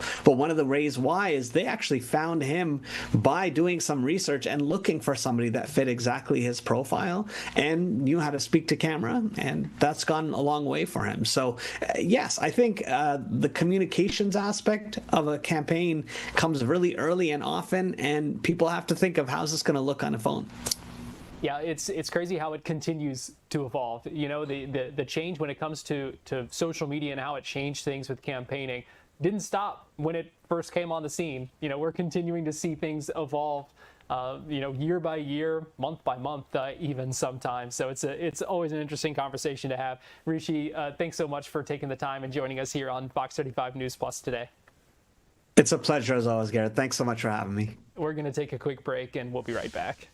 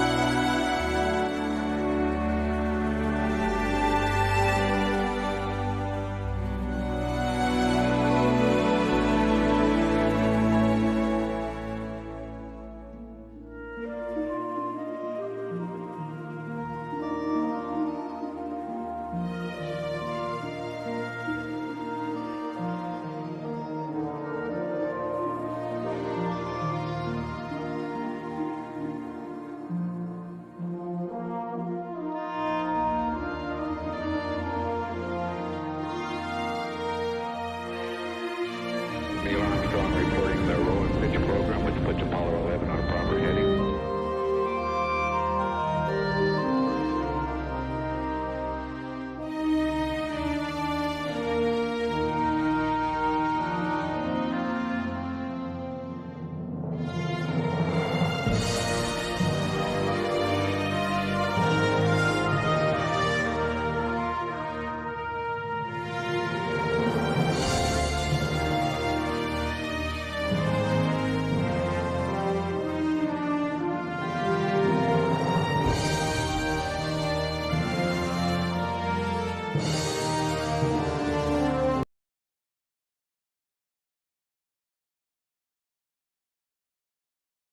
You're watching Fox 35 News Plus, streaming on Fox Local. Welcome back into Fox 35 News Plus. Garrett Wymer here. Governor Ron DeSantis was in Tampa earlier today where he signed the budget. We do know that there is a list of some lines of spending in that he has issued line item vetoes for, but signing the budget today. I want to play for you some of his remarks at that news conference and bill signing earlier today. Tampa, and today we are going to sign the budget for our next fiscal year, 26-27. And there's a lot of great things we're going to say about that, which I will in a moment. But I first want to acknowledge some of the folks, that we have here. We have State Attorney Susie Lopez, and I can also say in the budget we approved pay increases for assistant state attorneys, and so hopefully that'll help her and the people in her office that are working hard. President CEO Florida Aquarium Roger German. We also approved money for the Florida Aquarium, so that'll come down. You guys will do that. And then, of course, our host today, President of Hillsborough College, Dr. Ken Atwater, approved a big chunk of money for them for the reimagined campus here, but also for Plant City. And, I know that they're kind of still talking about this whole stadium proposal, but I'll tell you, and I know Ken agrees, if that does come to fruition, no one's going to benefit more than Hillsborough College. I mean, it's going to be a huge, huge thing for this campus. It's really going to elevate it to the next level, and we're committed to making sure that the state, that we capitalize on those opportunities on behalf of Hillsborough College. So it's really, really exciting. And I know we have Rep. Valdez. I want to thank her for being here. Then we have Port Richey Mayor Hoover. Thank you for being here. So the budget that I'll sign today, after doing my line item vetoes, will represent the fourth straight year in Florida that we've actually reduced our state budget. Who else is doing that? And so the total amount is $117.6 billion. Just to put that in perspective, if you just kept spending constant from where we were 4 years ago and just based on inflation, that would have put us to $132.5 billion. So we are not only spending less in nominal terms, which we are, but really far less in terms of inflation adjusted. And then, oh, by the way, the last 4 years, we've had a few people move to Florida there, so the population's grown, and yet we've been able to do it. We're going to end the next fiscal year based on this budget with about $18 billion in reserves, and it's likely going to be higher than that because they always underestimate that. So when I became governor, I think the reserves were a little over $10 billion. We also have a fully funded rainy day fund, and that rainy day fund has more than tripled since I took office in 2019. We have a AAA credit rating from every major credit rating agency. Many states don't have that. Some of our peer states don't, and obviously the federal government doesn't have that. We have seen our population grow, and yet if you compare the total number of state government workers in 2019 when I became governor to the present, we have 1,300 fewer folks in state government. So the footprint of government is not growing in Florida. If anything, it's shrinking in Florida, and yet we're still able to do disaster response, do the things that I know a lot of people really expect us to do. The debt. You've heard me talk about this for those of you who followed what we've done. We did an accelerated debt repayment program, so we would put funding in the budget. The legislature put funding in the budget. I'd approve it, and then our guys at bond finance would go out, sometimes buy the bonds at a discount on the open market, retire them, or do other things to work that out early. And we had just hit this year, take all Florida's debt in history, 50% of the debt's been paid off just during my tenure as governor. Now, with the additional money we have to continue that, by the end of next fiscal year, we'll have done over 52% of the state's total debt, over 180 plus years as a state, taxpayer-supported debt, we will have retired. That not only means less debt, obviously, that's a good thing, but a lot of times we saved on principal because you buy them on a discounted open market, and then you saved a lot on interest costs. So all the interest you would have been paying to let it mature, we've saved that. So we've saved probably close to $2 billion, but certainly over $1 billion between principal and interest savings in doing that, and we're excited about doing that. I'm not one to say that education is purely a function of funding, because we've seen some of the worst school districts in America have lavish amounts of money spent, $40,000, $50,000 per student in some of these, and the results are horrible. And part of that is because that money's just being chewed up by the system. So I don't want to suggest that. But the fact of the matter is, if you look at where we were in 2019, we were dedicating in Florida a little less than $22 billion for K-12 education. Now we're at $30 billion, so we have $8 billion more than what we were doing back then, and we've dedicated $7 billion specifically for teacher salaries. Our minimum salary has increased by about $10,000 over the last 5 years, and that's basically a way to recruit and retain folks.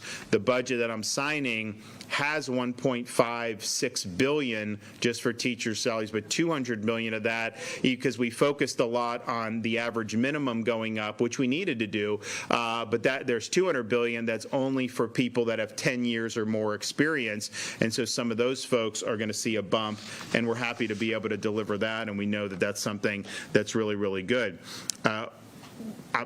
Lower budget, that's great, all this stuff, but it's like, are you doing the things that we want to do? Well, education's one, and that's with the money's going up for school districts, even though we still have universal school choice, which a lot of parents are doing. I think 500-some thousand families are utilizing those. Infrastructure, moving Florida forward. We saw the growth in Florida. And I've always said I'm not telling people to move here. We've got a lot. I mean, sometimes, it can be good. Sometimes it creates trouble. There's just, it is what it is. It's a free country, though. So we saw that Florida was a place a lot of people had their eyes on, and we knew that we needed to make sure our infrastructure was where we were. So we have our big budget for transportation, and our state does a good job with this. Now I think this budget's almost $16 billion, which is more than it's ever been. But then we said we got all these other projects that are in this queue.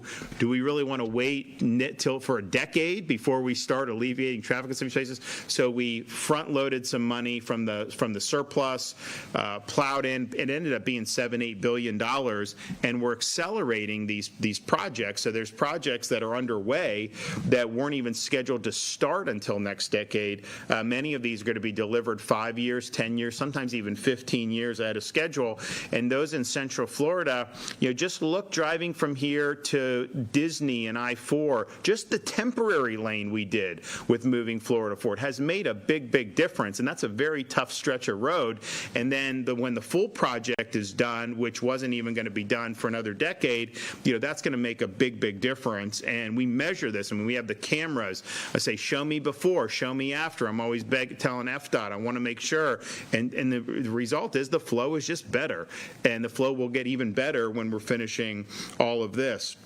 And so that's something Governor DeSantis speaking earlier today in Tampa at this news conference where he also signed the budget. It's a $117.6 billion budget. And as you see on your screen there, he did line item veto about $1.6 billion. So we are getting ready to take a quick break here on Fox 35 News Plus. We still have a lot to get to. We'll be back at the top of the hour. We're going to welcome in our TV audience for Florida Live. We're going to check in with Fox 35's Alexis Clevenger, who is going to be giving us the latest on this deadly alligator attack in Seminole County and what we're learning about that.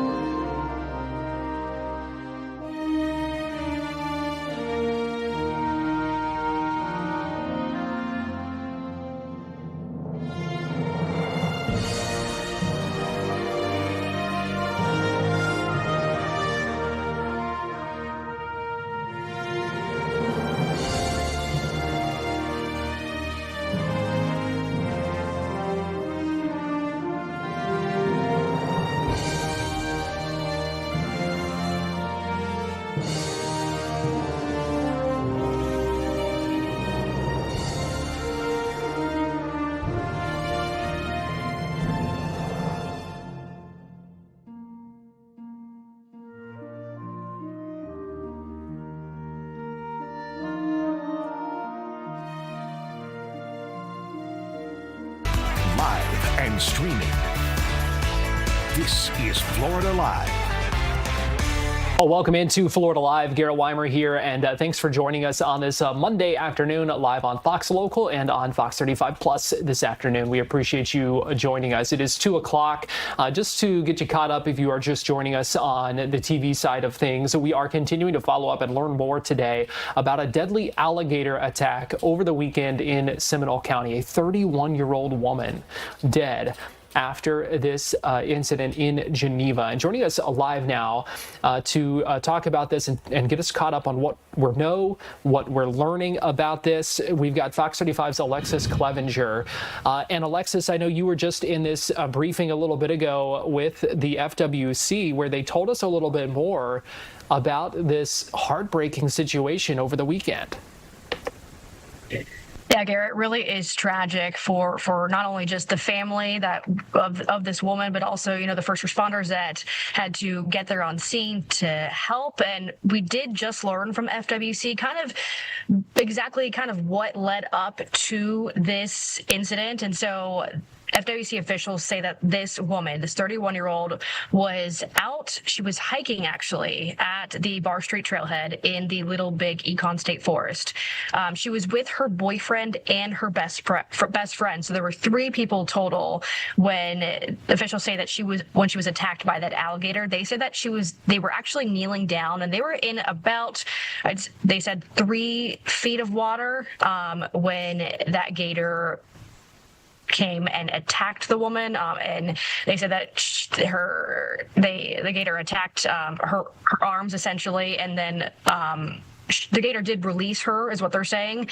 So shortly after that, those witnesses out there were able to call 911 to get her some help. She did unfortunately pass away at the hospital when she arrived there.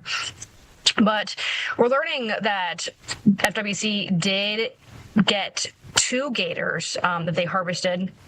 So there are kind of several parts of the investigation now to determine if they have the right alligator. So there's that they're looking at. They also did highlight the dangers of, swimming in fresh bodies of water in Florida. So take a listen to what they have to say. In the state of Florida, obviously, we have alligators in all 67 counties. Every body of water could potentially have an alligator in it. So to say that we're going to close one area versus another is, we'd have to check with forestry because they're the ones that have access to that property right now. So that's not something I know right offhand, but after the interview, we can probably clear it up and get you some better answers. What can you tell us about the safety precautions? Were there signs around warning against swimming in the area? Will you guys look at maybe putting up more signs? I know that might be for forestry, but... Yeah, so forestry manages that property. And again, this is living in Florida, there's alligators in every body of water. So I'm not sure if there are signs there, but there is some risk when you swim in the bodies of water in the state of Florida. I know it's still very early on, but we know alligator attacks are rare in Florida, even though they do happen. Is there any indication that the alligator was just surprised, or why this might have happened? It could be any number of things. With low water levels that we have, we are coming into the end of mating season. Alligators become very territorial, so it's any number of things. It's really hard to speculate and pinpoint what the exact reason was. We've done DNA analysis on the 2 gators that have been harvested, and we'll be taking those up to our Gainesville lab here in the next day or so. That'll help us to determine whether or not the animal in question was the ones that we've harvested. The 13-footer was harvested exactly at the incident scene, and the 12-footer was harvested just a short distance from the incident scene. Do those gators match the description of the survivor? So yes, based off the witness statements, all we had at the time was a very large alligator. A 13-footer would fall into a very large alligator category. So we feel like it's a good candidate for the gator in question. How long does it usually take to get those results back? It determines. We're getting our lab's going to push it to the front of the line, so we're hoping to get them back pretty quick. And I want to also a little bit more about this 31-year-old victim. FWC did say that she is from Orlando, and again, she was with her boyfriend and a best friend when they were hiking on this trailhead. They just stopped to kind of go in the water for a second, and they were kneeling down when this alligator attacked her. And we also do know that right now the park is closed at this time, and forestry manages that property as well. And what we were hearing, Alexis, just 3 feet of water. They said the water was a little bit lower than it normally is over there.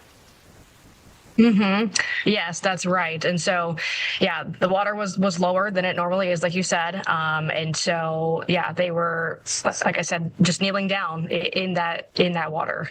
And this goes to show that it doesn't take a whole lot of water for there to be that potential attraction for alligators in the water. Like we heard FWC say, essentially there's some risk in any freshwater source here in the state of Florida, especially right now. They were talking about how now is a very active period for alligators. And, as we heard in that soundbite, they say, they hard for them to speculate what the alligator might have been thinking or why, but they did say that this is a very active time for them and a time that they can potentially be a little more territorial than normal as well. Yes, they said, they're coming into the end of mating season, which they said that the alligators do become very territorial. So but again, it's hard for them to pinpoint kind of the exact reason. But they're still not releasing the name of this victim yet, is that correct? Yes, so no victim name or identity has been released just yet. They were saying that she has some family that is out of state, so they, of course, want to notify them beforehand. So just bottom line for us, Alexis, before we let you go, what's next in all of this? What happens now? Well, like you kind of heard FWC say during that soundbite that we played, that right now they are going through and they are going to take the DNA to the lab, take those up to their lab in Gainesville, and they're hoping to get those results back pretty soon. So then they'll have a solid answer as to which alligator it was involved in this attack. All right, Fox 35's Alexis Clevenger. We appreciate you joining us. I know you're continuing to follow up on this and try to learn more. Just a sad, tragic situation over the weekend, and one of several alligator attacks we have had here in Central Florida just in the past week or so, but very rare to see of these deadly alligator attacks. Just a sad situation. Alexis, thank you so much for joining us here on Florida Live. Thank you, Garrett.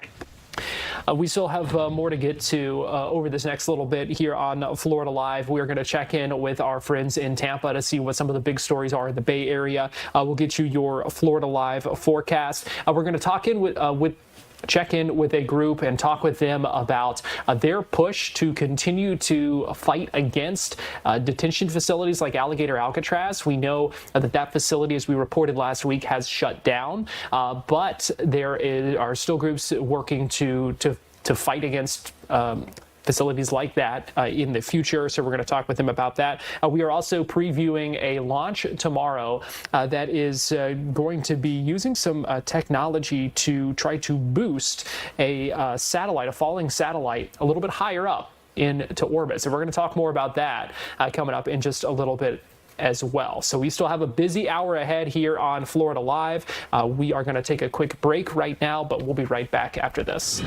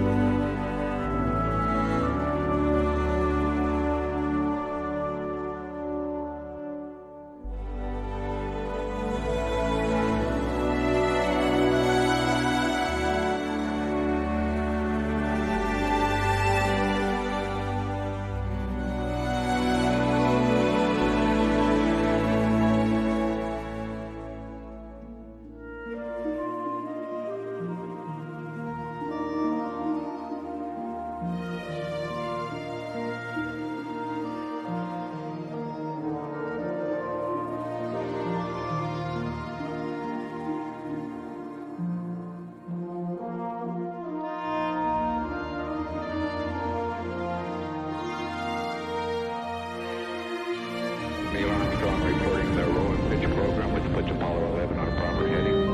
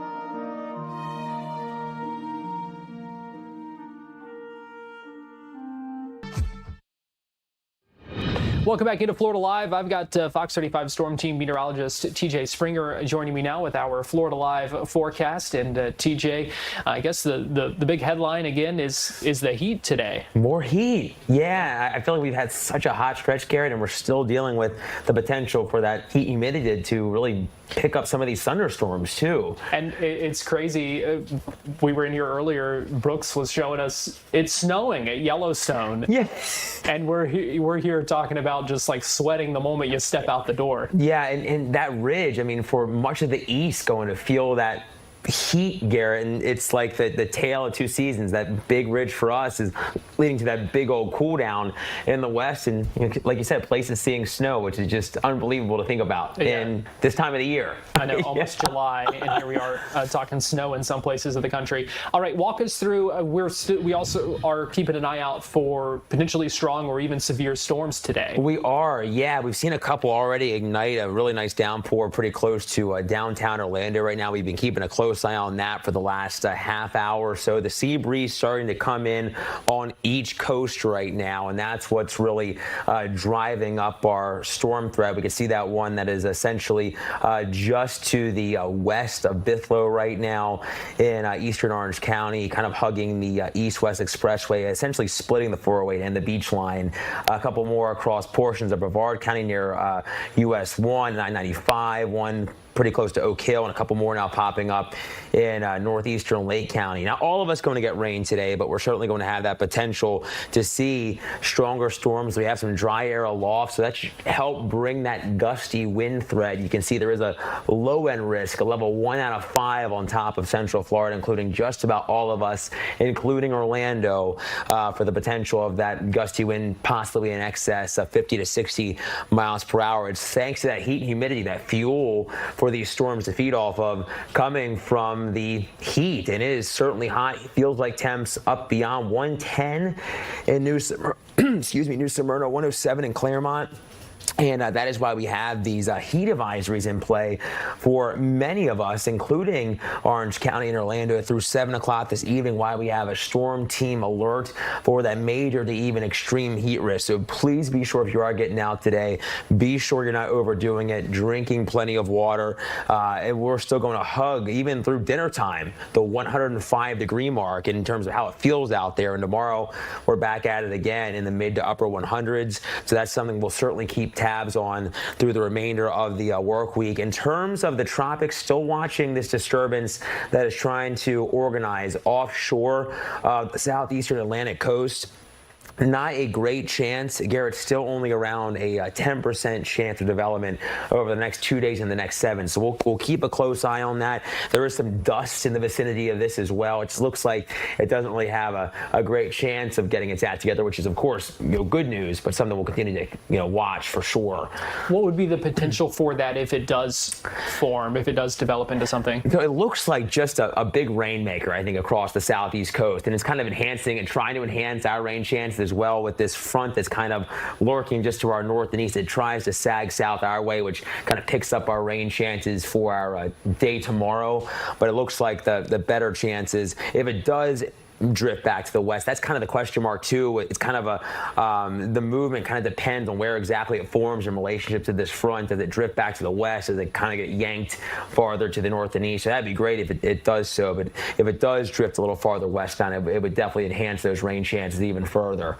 All right, so we are heading into a holiday weekend where we know a lot of folks are going to be, trying to celebrate, trying to light off some fireworks and that kind of thing. What's kind of the early look at our July 4th? I mean, right now it's looking like kind of heading closer to the end of the work week. Our rain chances come down, but it looks like we'll kind of get back into our classic sea breeze kind of setup where we'll likely see those storms kind of developing and once they collide with those fronts, of course, across I-4 in the heart of the state, we'll likely see those chances becoming a little bit higher. But at least I would say if you're traveling Wednesday and Thursday, chances come down a little bit as we get back into this more instead of west to east flow like we've been seeing, kind of keeping the Gulf Coast dry. Looks like we'll get into an east to west flow, which would bring more rain to the Gulf and kind of keep our chances a little lower, closer to Orlando and especially out toward our East Coast beaches. All right, Fox 35 Storm Team meteorologist TJ Springer, we appreciate you joining us with our Florida Live forecast. Thanks, Garrett. I appreciate it.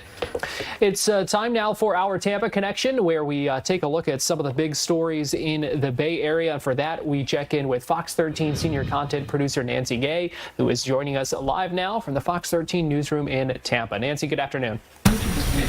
Good afternoon, Garrett. Well, Governor Ron DeSantis has signed a death warrant for a Pasco County man who was convicted of killing his ex-wife's parents 40 years ago. Now, the window for Dominic Okikone to die by lethal injection in Florida runs from noon on July 28th through noon on August 4th. This is the 12th death warrant signed by Governor DeSantis this year. It comes just after the state's 9th execution of the year, which took place last week when 74-year-old Dusty Ray Spencer was put to death. Spencer was the oldest inmate executed in Florida since the death penalty was reinstated back in 1976. However, another inmate, 74-year-old Dennis Sokor, is scheduled for execution on July 14th and is set to surpass Spencer's age by 7 days if that execution moves forward. Now, court records show that Okikone's conviction stems from a June 1986 incident in Pasco County. Prosecutors say he went to the home of Raymond and Martha Artzner, where his former girlfriend was living. After she refused to speak to him, he returned with a handgun, cut the home's phone lines, and shot Raymond Artzner outside and killed him. He then broke into the house and fatally shot Martha Artzner 4 times. Now, the former girlfriend and her child were able to escape. Now, he was convicted of 2 counts of first-degree murder. He received a life sentence for Raymond Artzner's death and a death sentence for Martha Artzner's death following a 7-5 jury recommendation back in 1987. An anti-death penalty group, Floridians for Alternatives to the Death Penalty, has already requested a stay of execution. The group points out that 5 jurors voted to spare his life and argues that he was acting under extreme mental and emotional disturbance at the time of this crime. Garrett? More about an officer-involved shooting in St. Pete. What's the latest on that? Yeah, so this happened yesterday, shortly before 11:30. Officers with the St. Petersburg Police Department were called to a home for reports of an attempted suicide. Now, according to the Pinellas County Sheriff's Office, preliminary investigation reveals that 37-year-old Casey Sedlock was found inside that home with a knife. Investigators say Sedlock's brother managed to temporarily disarm him and place that knife inside of a vehicle before those officers arrived. However, when they entered the home, Sedlock was armed once again with a knife and began shouting at the officers to shoot him. Authorities say officers first deployed a taser, which caused Sedlock to fall and drop the weapon. When he tried to reach for the knife again, officers deployed the taser a second time while Sedlock continued telling them to shoot him. Investigators say Sedlock then grabbed the knife, stood up, and advanced toward the officers. At that point, one officer fired, striking Sedlock 4 times. He was rushed to a nearby hospital where he was pronounced dead about an hour later. One officer was also taken to the hospital for blood exposure, but he was not injured.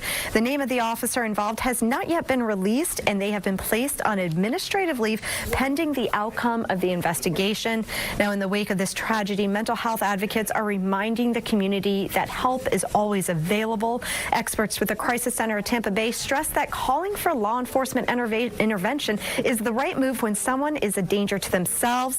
Anyone experiencing a mental health crisis can call or text the 988 Lifeline for free confidential support. And again, Garrett, this is 24 hours a day. This support is available to you. If you call or text that 988 number, you can get free support 24 hours a day. Important that folks know that resource is out there. Very important that people know of that in their time of need. Finally, here in our Tampa connection, Nancy, big congratulations to a young woman. Yeah, so this has been one of our top stories all day. Alexandra DeRuz, she was titled Miss Florida 2026 on Saturday night. That event happened at the RP Funding Center's Yuki Theater in Lakeland. Now, the reigning Miss Manatee claimed the coveted title following 3 nights of competition that featured talent, interviews, fitness, evening gown, and community service initiatives. DeRoos becomes just the 9th Miss Manatee to win the Miss Florida crown in the pageant's 90-year history, and the first since Marianne Olson captured the title in 1991. She was crowned by outgoing Miss Florida 2025, Paris Richardson, and received a $20,000 scholarship.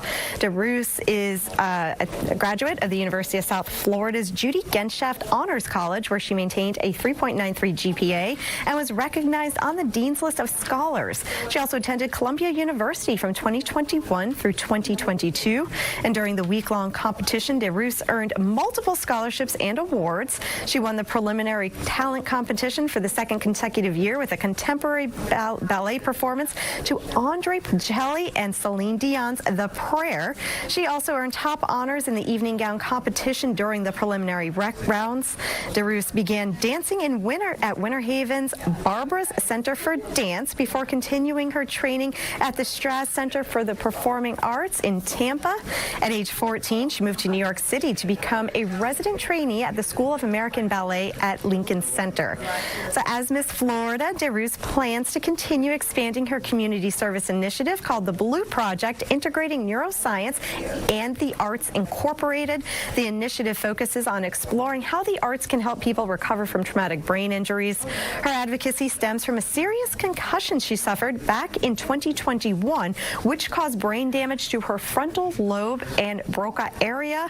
Now, earlier on Saturday, Sheridan DeLegal, Miss First Coast Teen, was crowned Miss Florida's Teen 2026. Both of them will represent Florida at the 2027 Miss America and Miss America's Teen competitions scheduled for late August through early September at the Palm Beach County Convention Center in West Palm Beach. Contestants from all 50 states, the District of Columbia, Puerto Rico, and the U.S. Virgin Islands are expected to compete for national titles. Garrett. All right, Fox 13 senior content producer Nancy Gay, we appreciate you joining us with our news tonight. Thank you. We are going to take a quick break, and we'll be right back.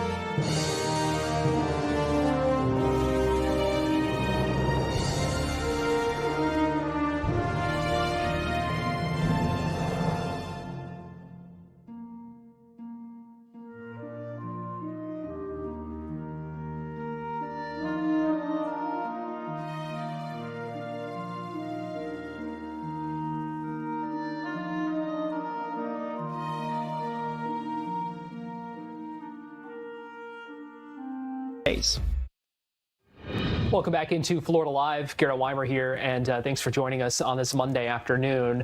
Alligator Alcatraz is now empty. As we reported last week, the final detainees have been transferred to other facilities, and we are watching that. But the fight over it is not over. One of the groups that has been fighting that facility from the beginning says it is going to continue to push back against it. And so joining us live now to talk about this is Elise Bennett, who is a senior attorney with the Center for Biological Diversity, one of the groups that has been fighting to shut down the detention center. Joining us live now via Zoom. Elise, thanks for joining us here on Florida Live today. I'm glad to be with you this afternoon. So just to talk to us, give us your stance on why the Center for Biological Diversity says it's not ending its fight right now, even after that facility is expected to be closed down. Yeah, well, I think it's important to note that this is a major milestone, that there are no longer people being detained in the middle of the Everglades, because we had some documents that showed the facility could be open for 3 years or more. And that's significant environmental impacts that comes with having thousands of people brought into the middle of a preserve where there are no utilities to support them. Big Cypress is like no place else on Earth. It's the only place in the world where you can go out at night and see an endangered Florida bonneted bat soar across the Milky Way. It's just an incredible place, and yet all of this was subjected to immense damage. And as far as I could tell when I was out at the site last Friday, much of it was still ongoing. That's lighting, that's generators that are polluting the air, and that's 20 plus acres of new paving that's still sending stormwater pollution into the adjacent wetlands. So while we've reached a major milestone, there's still a lot of work to be done to actually make sure the facility closes down for good and that all of the harm is restored at the site. And talk to us about some of the arguments that you and your organization have made along the way here about why you believe the facility should have been shut down and still needs to be shut down and not reopened on those environmental grounds. Right. Well, this site is completely surrounded by Big Cypress National Preserve and is within the heart of the Greater Everglades ecosystem. It's an incredibly important area for our water quality and to support our biodiversity, including many endangered and threatened species. In fact, more than a dozen that can be found in and around the area. And because of these really important American treasures that we have here in the Everglades, we have federal environmental laws that are meant to protect them. That includes laws like the National Environmental Policy Act, which is meant to ensure the government looks before it leaps, that it understands the environmental impacts before it takes action. It's a really prudent law, and yet none of that occurred. There was no review of what the impact to endangered and threatened species would be, despite the fact that endangered Florida panthers inhabit the area and endangered Florida bonneted bats fly through the skies that are over this facility. And so, our case was really about the violation of these foundational environmental laws and the immense harm that was done in the process. So what happens to the case now? Is it still moving forward? Well, we are waiting to head back to the district court. As you may recall, there was an appeal over a preliminary injunction that we had won last summer to try to stop the harm from the facility. Unfortunately, that preliminary relief was overturned, but our case still hasn't even been litigated yet. And so we're looking forward to going back to court, to getting some statements in open court from the government about exactly what is going on right now. We want to know that this facility is closing for sure, but most importantly, we want to ensure that the government is going to remediate and restore, basically undo as best they can all of the harm that's been done over the past year.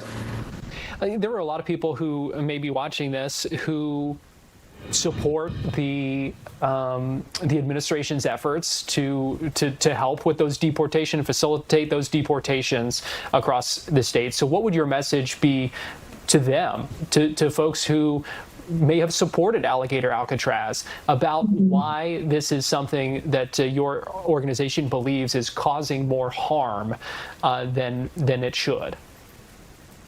I think you can look to a lot of evidence to see that Alligator Alcatraz is not immigration policy. It was a political stunt. It was done in our most sensitive ecosystem in South Florida without any kind of analysis or review. It's been incredibly wasteful. There's been reports of, billions of dollars being poured into this facility rather than using some other facility that already exists. There's also just the immense cruelty of it. And I think all of that together, none of that needs to happen to carry out immigration policy. And it really just underscores the fact that this was a huge failure, a massive failure on the part of the federal and the state government. And we look forward to seeing it shut down and to move forward with restoring what's most important to the mission of my organization, which is the biodiversity at the site, the clean water, the clean air, and restoring public access, and most importantly, access to the original stewards of this land, the Miccosukee and Seminole tribes. So just before I let you go, last thing here, just bottom line for us, what the next steps are in your fight against this. Well, as soon as we can get back to district court, we will likely have a status conference to decide how the case is going to proceed. We have additional environmental claims that we will be amending into the case. But I think most importantly, we just need to understand what's going on the ground. From the beginning, this has been operated in secret, in darkness, and without the public's understanding of what's going on. And until we can have a full public process and public access to the site to fully understand the scope of what's going on there and what's to come, we're going to keep pushing for that restoration and protection. Elise Bennett, the Florida and Caribbean Director and Senior Attorney with Center for Biological Diversity. We appreciate you joining us here on Florida Live and for chatting with us today. I sure do appreciate it. Thank you. We're going to take a quick break and we'll be right back.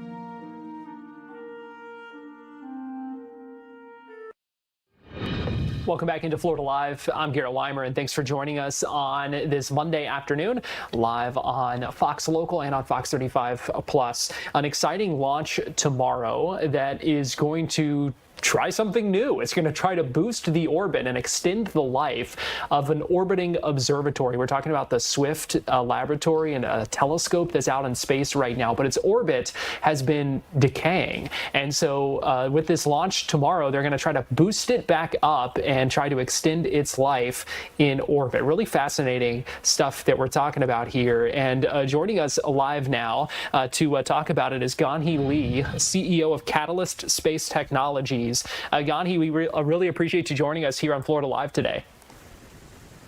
Garrett, it's a pleasure to be here. What we're about to launch, like you said, here in the next 24 hours is really the first of its kind mission. We are launching the first commercial space robot for doing a mission like this. And I have to emphasize how different this is than any other mission. Because if you think about what we're sending up there, it's so different than a normal satellite. Our space robot has robot arms, grippers, thrusters, and the power to be able to dock onto a multi-ton satellite and push it around, boost it by hundreds of kilometers. It's an incredible mission.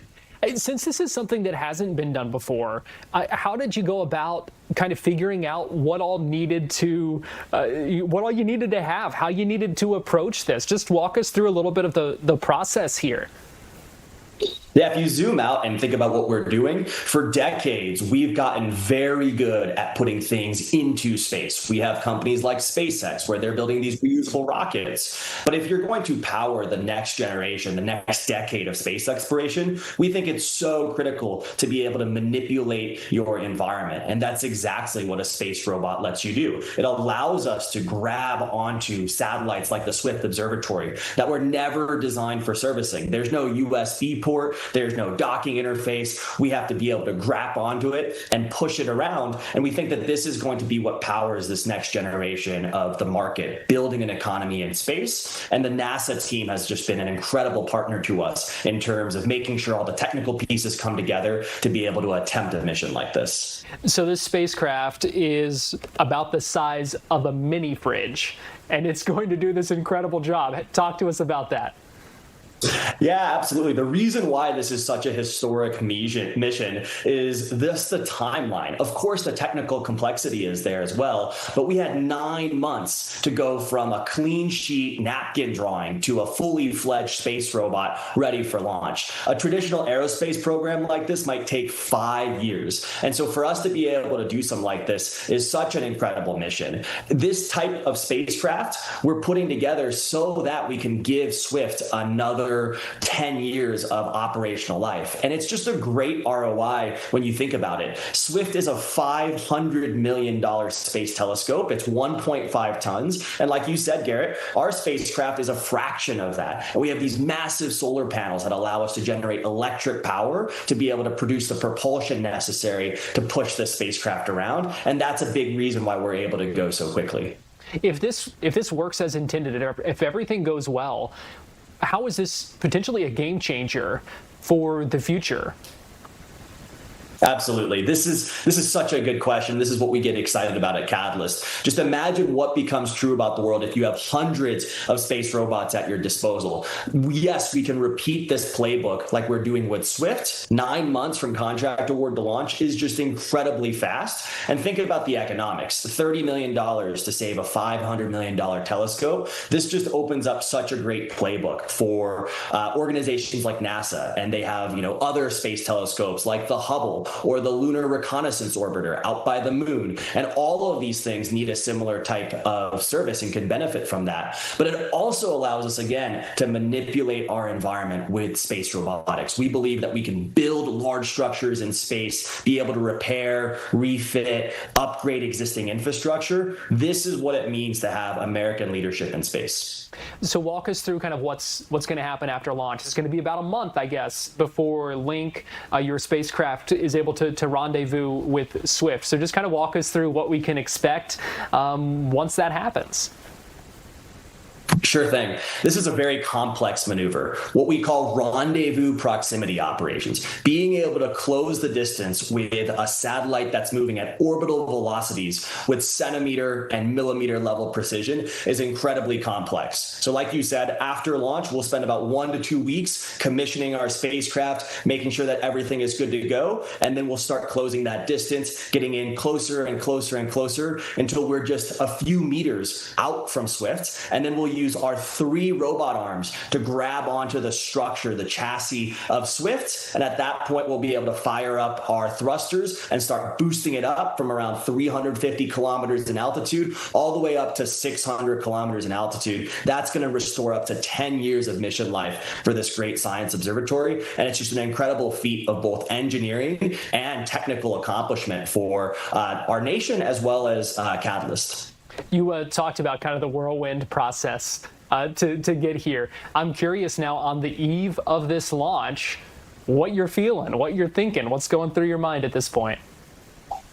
Our whole team is fired up, Garrett. This is exactly the type of mission that we started the company around. This is why engineers go to engineering school, to be able to put together a mission like this. And we all understand that this is a high risk, high reward type of activity. We partnered with NASA because they had a very specific requirement, a very specific job, where they said, we need you to launch within 12 months, and we need you to be able to put a realistic shot on goal in terms of rescuing, in terms of boosting this observatory. And we've done just that. Our team has worked so hard, condensing a traditional 5-year aerospace timeline into 9 months. And so, yes, we'll see what happens over the next 24 hours, but it's just an incredible feat to just get here. And we're feeling really good about what the next steps look like. Gan-hee, what do you want people to know? What's the bottom line here? What do you want them to keep in mind when they're watching that launch tomorrow morning? The bottom line is, this is what the next generation of space looks like. It's all around maneuverability. It's all around manipulation. It's all around robotics and autonomy. What you do in space matters just as much as getting to space. Well, Gan-hee Lee, CEO of Catalyst Space Technologies, we really appreciate your time. Thanks for joining us here on Florida Live, and we are rooting for y'all with that launch and that upcoming mission. Thanks so much, Garrett. We're going to take a quick break here on Florida Live, and we'll be right back.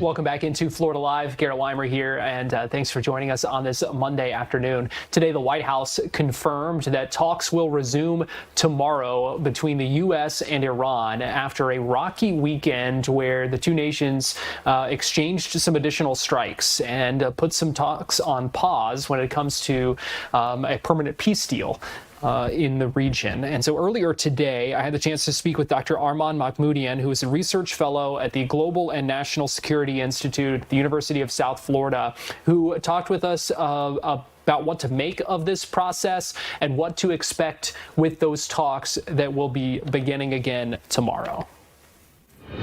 So first, I want to get your just initial thoughts and reaction to what we have kind of seen over the past few days, where we had been seeing some strikes kind of exchanged back and forth, and whether that is discouraging to see, or if that is something that is to be expected when we're talking about this situation here. Just what is your take on what we've seen? I think it is expected, and I think there is a chance that similar exchange of fire would still take place. We should keep in mind that the nature of the ceasefires are by nature, they are very fragile. As a matter of fact, historically speaking, only 1 out of 5 ceasefires, they result in a peace, in an enduring peace. So that's one thing that plays in the role in the nature of the ceasefire. The other thing is the memorandum of the understanding that Iran and the United States signed. This memorandum is very brief. It has only about 14 points, and it doesn't really address the resolving the issues and places of the dispute in a practical way, because it's not the job of the memorandum of the understandings. Memorandum of understandings are designed and set to establish a framework for the political negotiation that can result in a treaty or an agreement. So, and what happened yesterday and the day before that, the exchange of the fires that Iran and the United States had throughout the last 4 days was kind of the aftermath of the memorandum of the understanding and its language. So the Strait of the Hormuz has 3 routes. One route is the route that is close to the Iranian shores. It is in the northern flank of the Strait of the Hormuz. The second route is the middle route, and the third route is the closest to the Oman, the North Oman. Both countries, United States and Iran, reached an understanding that the middle route of the Strait of Hormuz is not open to the freedom and to the maritime, international maritime, and the ship and cargoes, because there are still mines there, explosives there that they need to be found. But what happened was that the Iranian understanding was that in the absence of the middle route, all the cargoes they will travel through the northern route, which is under the Iran control route, until the negotiation results in an enduring peace deal. And then the Omani route and the middle route hopefully will be open by the time. Earlier this week, and toward the last week of the ending of the last week, a ship tried to travel through the southern route of the Strait of the Hormuz, which is the Omani route, and then the Iranian launched an attack against it. The Iranian claim was that they attacked that cargo because it was a violation of the memorandum of understanding and agreement, and the ship was supposed to travel through the Iran route with the permission. United States had a different idea, and the Vice President J.D. Vance also stated that if Iran has a confusion or disagreement regarding the implementation or operationalizing the memorandum of understanding, they need to pick up the phone. Otherwise, the answer to the violence would be violence. And we have seen it. The United States then attacked Iran. Iran retaliated to U.S. attacks, and U.S. retaliated to Iranian retaliation. And it continued until the last night, which both parties decided to halt their attacks and give the negotiation a chance. So now it seems that we are back to the de-escalation from the escalation. And I believe this will happen until the both parties either resume the war or reach a political settlement toward a peace deal. But there is no third option, to be frank. So when you're seeing something like this, and this back and forth as we saw over the past few days, what does that do now to these new talks that are set to begin tomorrow? What does sitting down at the table at this point look like, and how is that different from maybe at the beginning of this? This is very good. This is a very good question. And I think what it means that is while both parties are heavily invested to politically and diplomatically resolve this matter, both the United States and Iran, for their own reasons, domestically, internationally, economically, and militarily. They are invested in reaching a political settlement.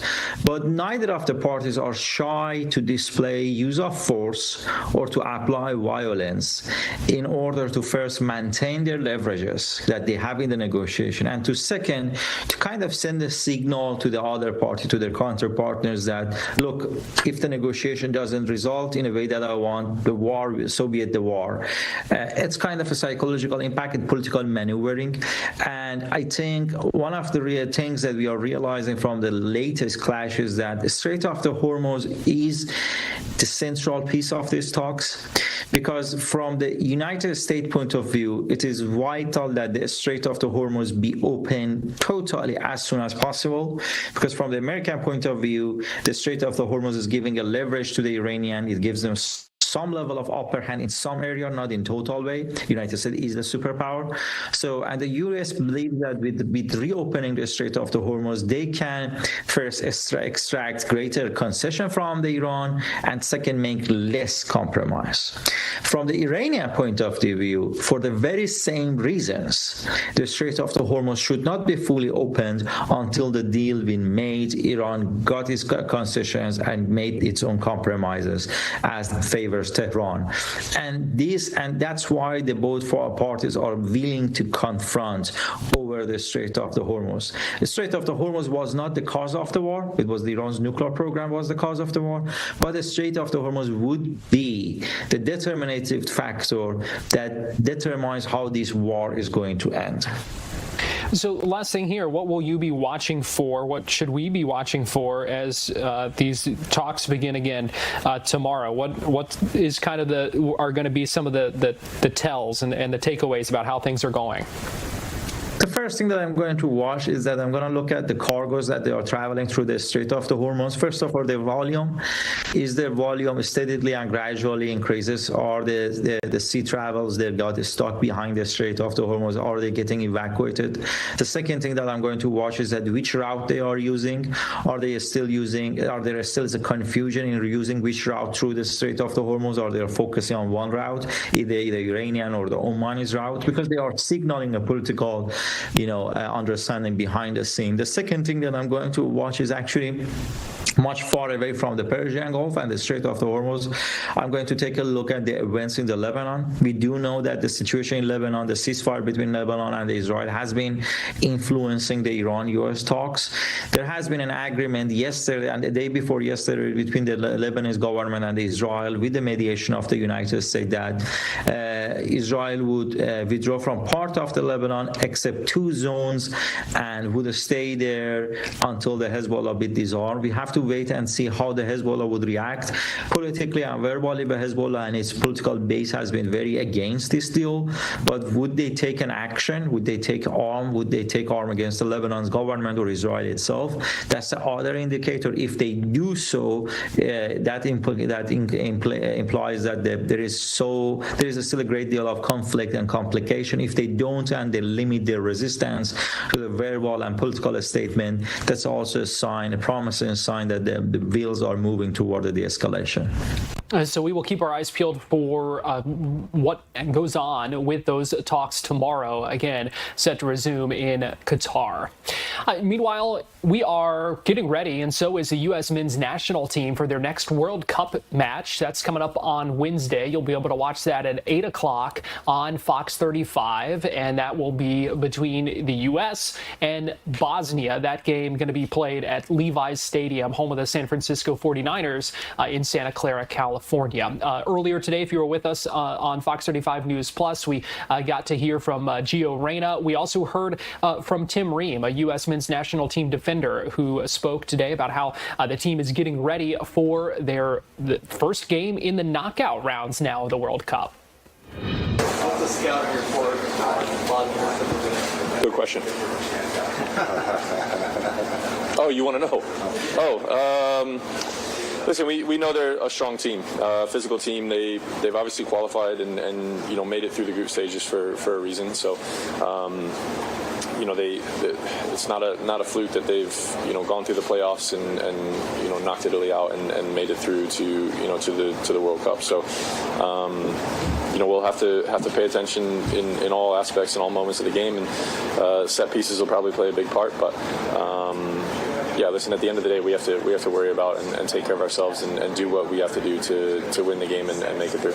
There are another team that's playing that little block. We've played a couple teams like that already this tournament. What's the key to breaking that? Just moving the ball quick, as quick as you possibly can, side to side, getting runs in behind, and just really unbalancing their shape. It sounds simple, and that's really the key to any team you play, no matter if they're playing in a low block, medium block, high press, whatever you want to call it. It's just going to be about moving the ball quickly and getting it into areas that they're really uncomfortable with. Tim, once this run ends, whenever that is, what do you want this team to be remembered by? Honestly, I haven't even thought about it, because we're so focused on the here and now and playing and making sure that we're in the best possible condition to get results and put in performances that the country and the fans and friends and family are proud of. But yeah, I haven't really thought about what we want the team to be remembered by. I guess the easy answer is we want to be remembered for going and winning a World Cup. And if we can do that, it's going to take everything that we possibly have to do that. But that would be the most special, the most special outcome. Tim, you've had some fiery locker room speeches in the past. How is your message to the guys changing now that it's the run for you too? We're going to go home every time.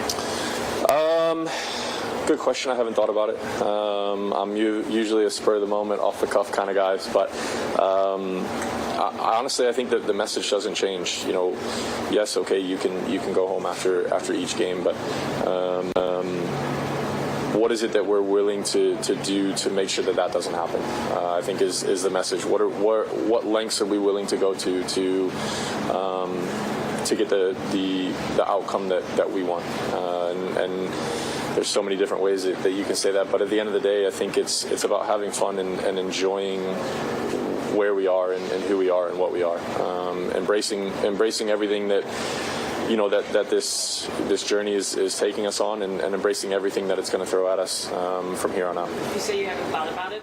U.S. men's national team captain and defender Tim Ream, who was speaking earlier today with reporters ahead of the U.S. men's national team game coming up on Wednesday in the round of 32. Again, USA, Bosnia-Herzegovina. That is 8 o'clock. You'll be able to watch that one in prime time on Fox 35, at least a little bit earlier than the last one. So that's certainly nice. Well, thanks for joining us here on Florida Live. We're out of time right now, but I do want to let you know our live streaming news coverage continues next on Fox Local. So if that's how you're watching us, stay tuned. We've got much more to come in just a couple of minutes. So again, thanks for joining us here on Florida Live.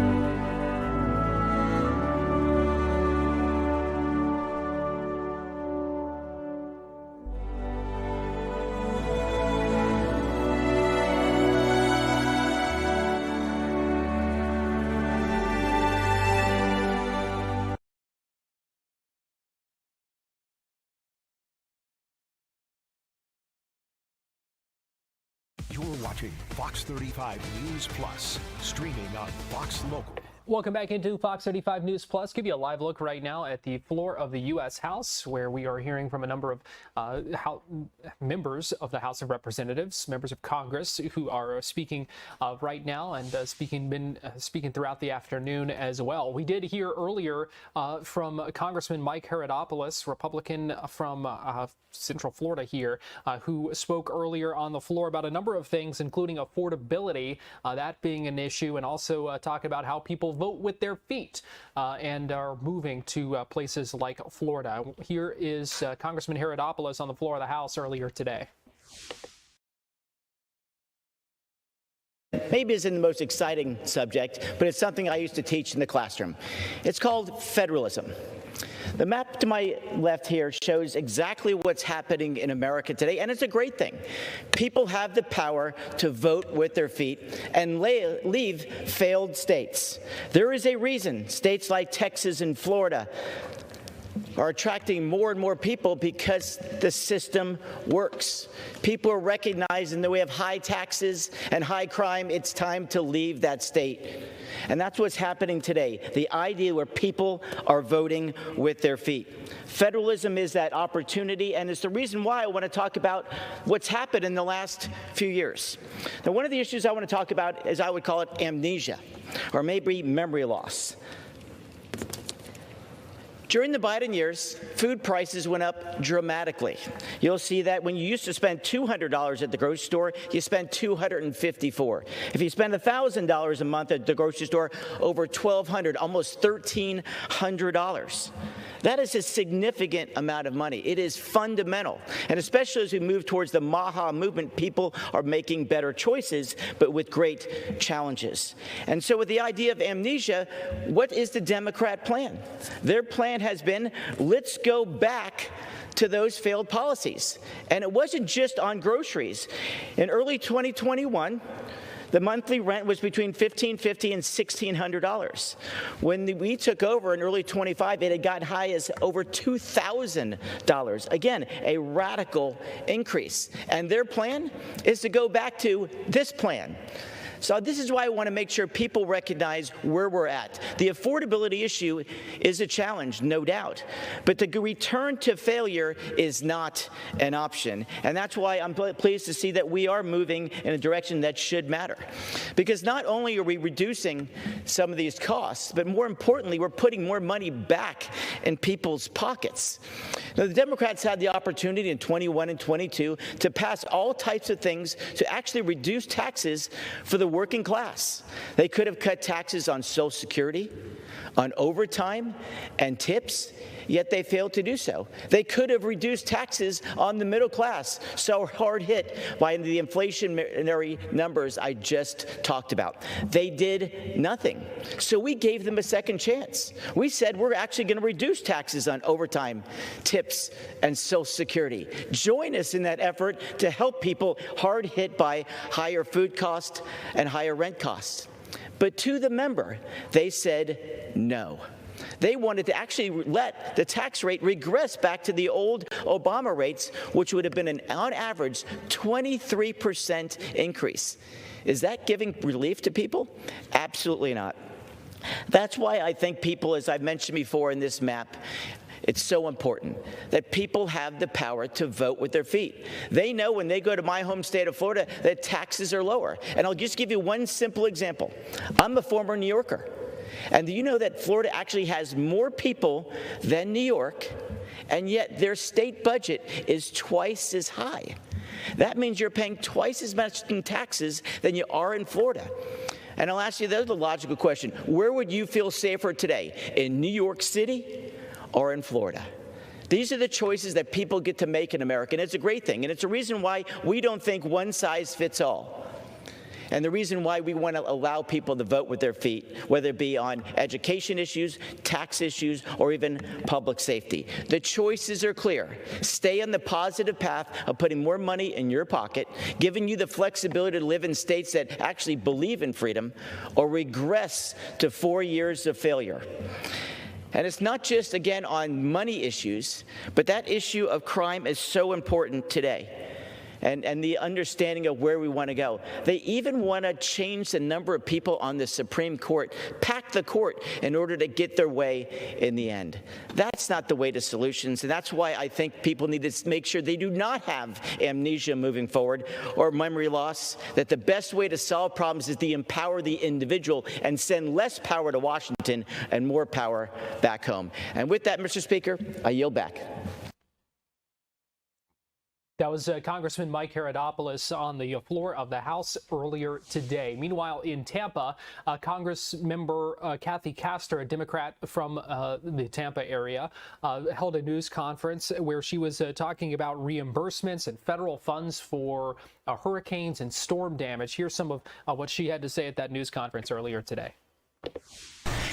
And I will tell you, all you need to do is go on there and put your name and contact information, and our caseworkers will get back to you. You don't need to fill out the entire application. You can just put your name and contact information in, and we will reach back out and help you determine your eligibility. Again, it's rebuildingfortomorrow.hcfl.gov. We have a call center with extended hours, 813-540-7767.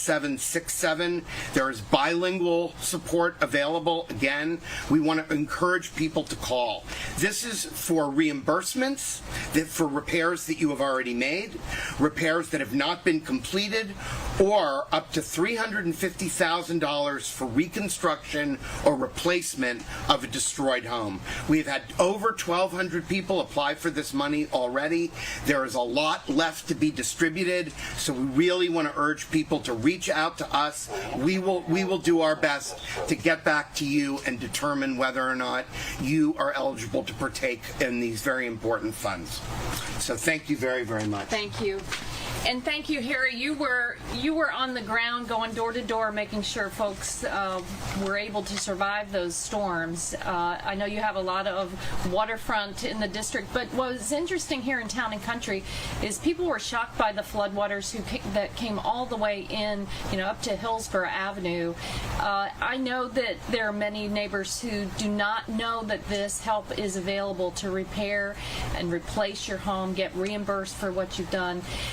But Tampa City Councilman Luis Vieira was also out there, especially across the areas he represents. But Luis knows no boundaries. He was here in Town and Country. He was all across Forest Hills with those devastating floodwaters. A lot of this money goes to City of Tampa residents as well. So, Luis, thank you so much for your leadership. And give folks a little extra word. Yes, ma'am. And thank you very much, Congresswoman Castor, for your leadership. Commissioner Harry Cohen, Senator Brian Nathan, and Linda, and our good friends here with Boricua de Corazon, a wonderful organization. So like Congresswoman Castor said, this area is not necessarily in my district, pero es en mi corazón. It's certainly in my heart.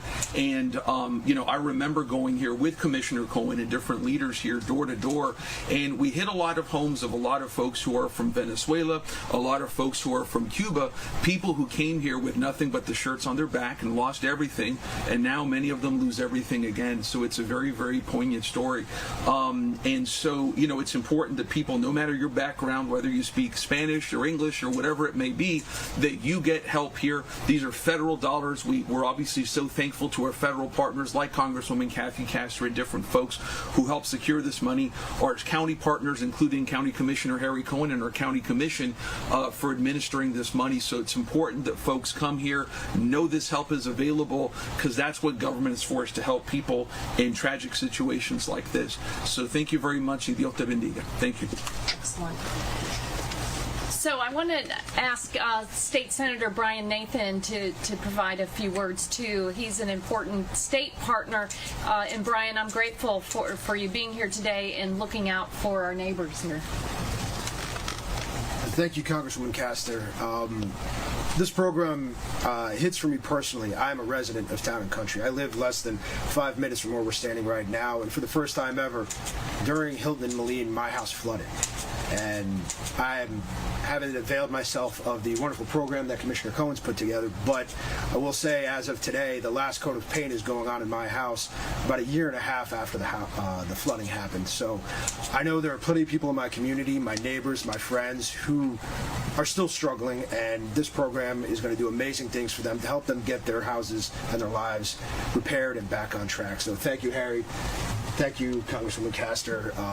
This means a lot to me personally and to my friends and neighbors. Yeah. Well, thanks, Brian. I didn't realize that you also flooded out too. Now, when we were going door to door in the days after the hurricanes, there was one organization that was nimble and quick, kind of filling the gaps where FEMA and the county and the state couldn't get to, and that was Boricos de Corazon and Linda Perez, who is oftentimes on the ground helping people when they are confronting the worst disasters, whether that's a natural disaster overseas or what's happening right here at home. And Linda, can you come up and maybe speak directly, maybe in Spanish, to our neighbors across this community about the important work of repairing your homes? And I want to say I'm so grateful for what you're doing right now to support all of the victims of the horrendous earthquake in Venezuela as well. Thank you. You want me to say it in Spanish? Sí. Primarily, thank you for coming to our house. Boricua de Corazon offer this space for everyone that have any kind of disaster.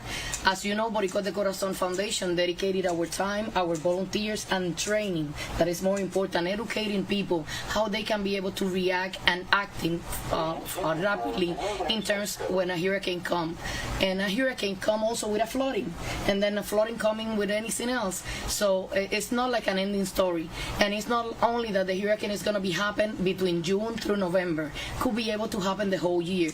So that's why Boricuas de Corazón Inc. is preparing. Nosotros preparamos a todas las personas. Boricuas de Corazón se dedica a entrenar. También en la oficina somos personas resilientes para poder ayudar a toda nuestra familia. El condado de Hillsborough County tiene una gran cantidad de familias hispanas que en este momento han pedido ayuda. Y ahora los congresistas, también nuestro compañero comisionado Harry Cohen, le están ofreciendo a ustedes esta ayuda.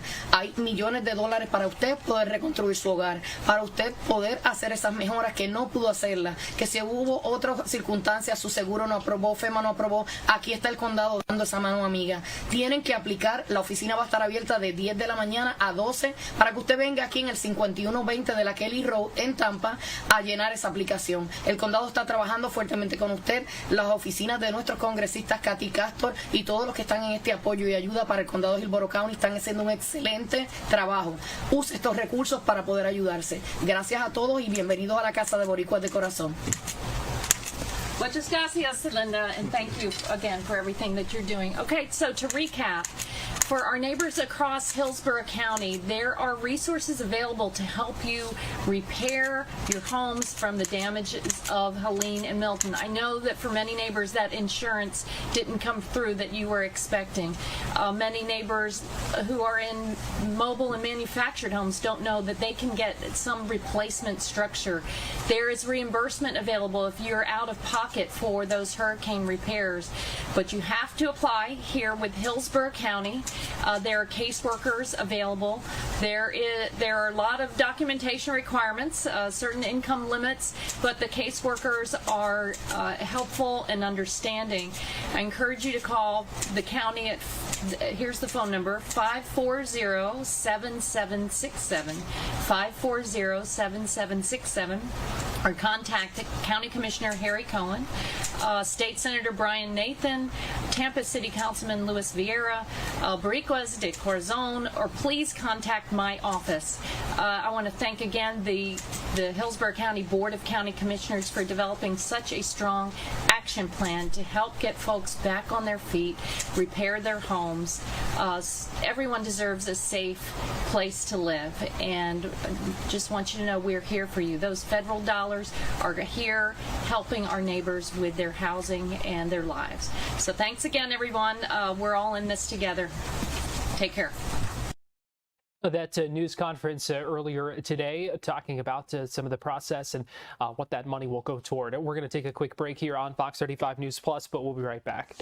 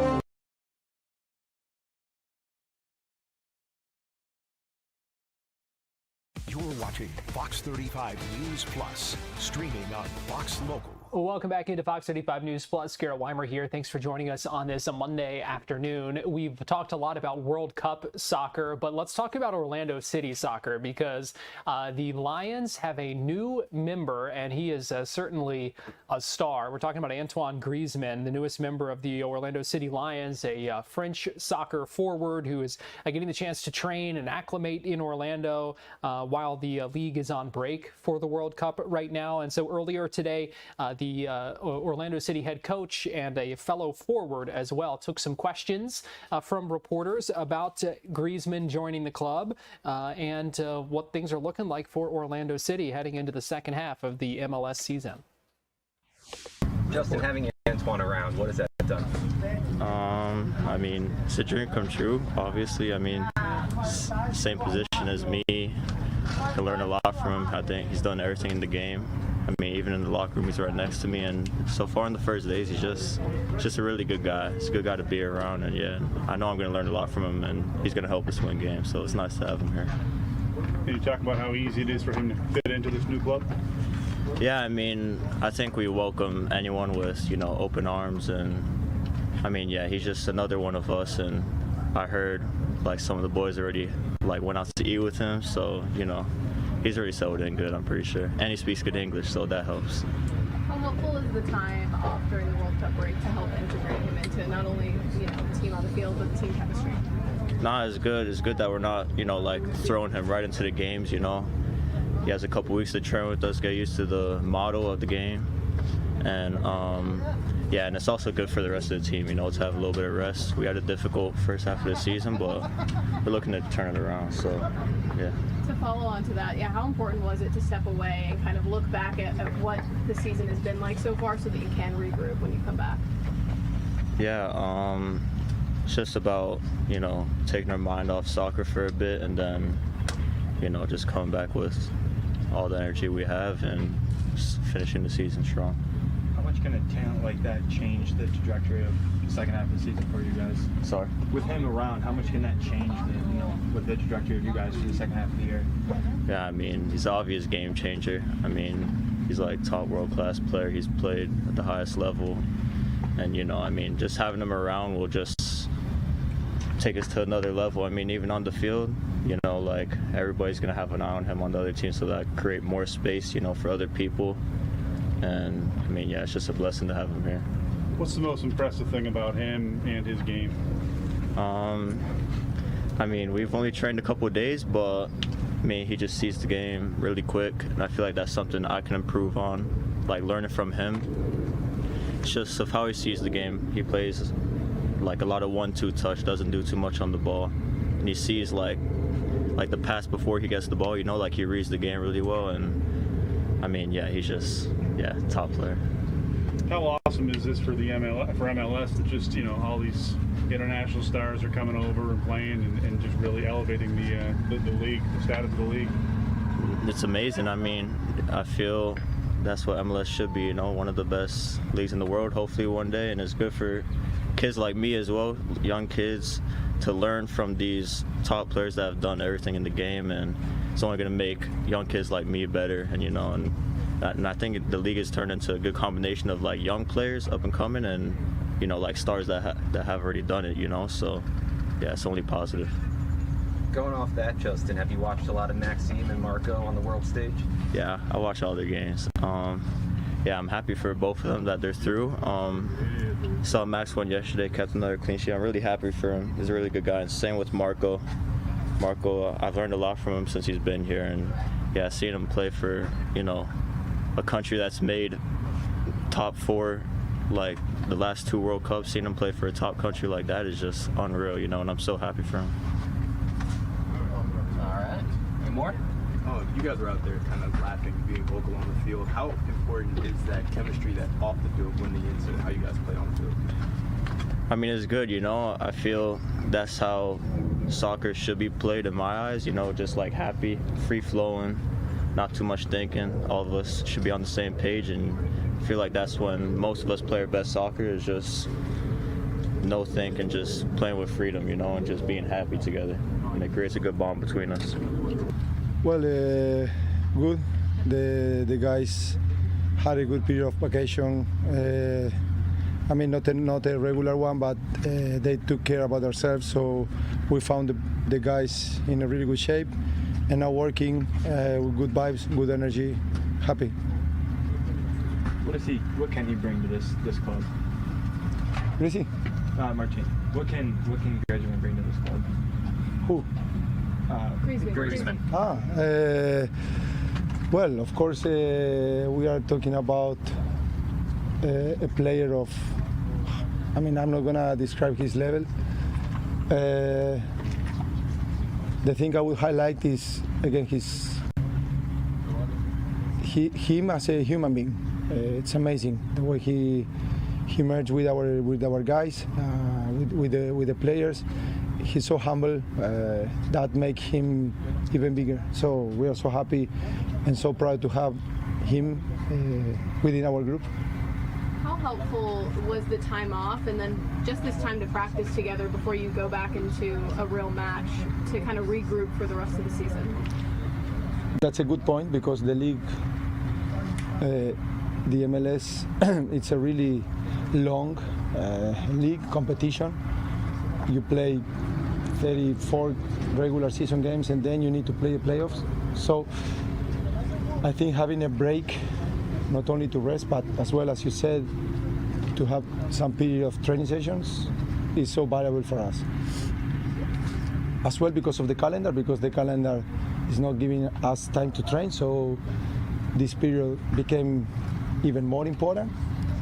And lastly, because for us as a coaching staff, it's our first time we have this period of training, so we are enjoying and we are trying to take advantage of this period. What have you seen from Antoine's work habits, his work ethic, and what can maybe some of the younger guys learn from that? He's top.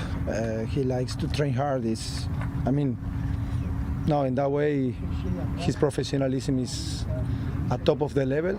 And I can proudly say as well that our players, our club, our culture, it's at that level of professionalism. So we feel comfortable not only with him but with everybody in that point. We just talked to Justin. He said this is an easy team for a new guy to join in terms of that culture or whatever. Can you speak a little bit more to that? Yes, I think I need to give credit to the people who was here for a long period of time, right? They were the ones who create the culture here. They set up the base. We are just following the legacy. And yes, as Justin said, here the culture is like that. We enjoy, we work hard and we enjoy, and I think Greece and everybody is in that page. Have you watched the Croatia matches with Marco and the Canada matches with Maxime? Yes, of course. We are following Marco, we are following Max and Brian. Unfortunately, Brian couldn't get minutes yet, but hopefully he can. And no, we are more than happy to be represented by them in such a competition, right? So it's amazing, and we wish them the best, and we will be supporting. Have you been talking to them or no? No, not during this period. They belong to their national teams. They need to be focused there. They know we support. That's it. So exciting times ahead for Orlando City, but we still have more World Cup soccer to get through before then that we are looking forward to. That is for sure. The games have been great. Coming up next on Fox is the Germany-Paraguay game. That game going to be coming up in just a little bit over on Fox 35, and you can stream that on Fox 1. Well, we appreciate you joining us. It's been a busy day here on Fox 35 News Plus on Fox Local. Just got a couple more minutes with you before we hand things off to the Fox 35 Storm team for Fox 35 Weather Plus. They are tracking the potential for some strong, severe storms out there. We've seen some showers and storms in certain areas here in our region today, and that threat is going to continue throughout the afternoon and evening. And so the storm team will have more on that coming up in just a couple of minutes.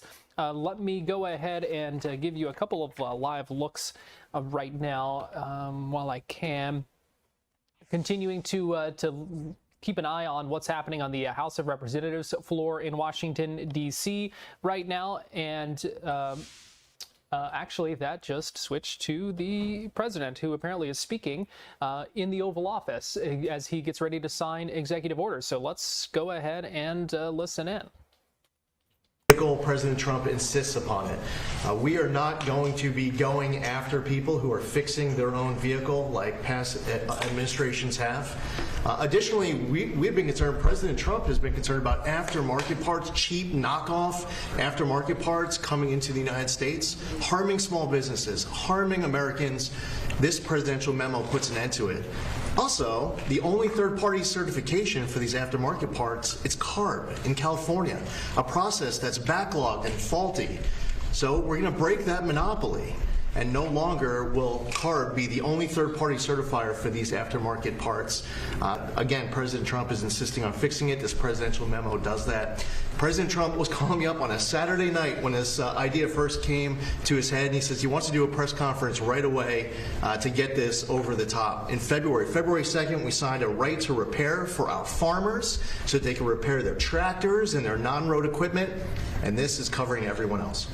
I mean, think about it. It came to my attention because I noticed they were arresting people for fixing their car. They were arresting people for fixing. That's not even believable. Anyway, so it's right to fix, and I think it's really common sense. If somebody wants to fix, some of these people are better mechanics than the mechanics in the shop. They're telling the mechanic in the shop how to fix their car or their truck. We signed the truck one a little while ago. So I'm going to sign this, and I'll be happy about it. We rule by common sense to a large extent.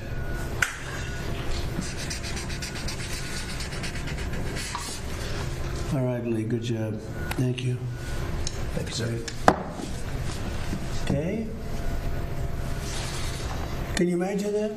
They want to put you in jail if you fix your car. Thank you, man. Do you have any questions? Mr. President, what do you make of the Supreme Court ruling today in regards to the mail-in ballots, and what comes next for the SAVE Act after today's ruling? Well, because of the mail-in ballot ruling, which was a little bit surprising, gives people more time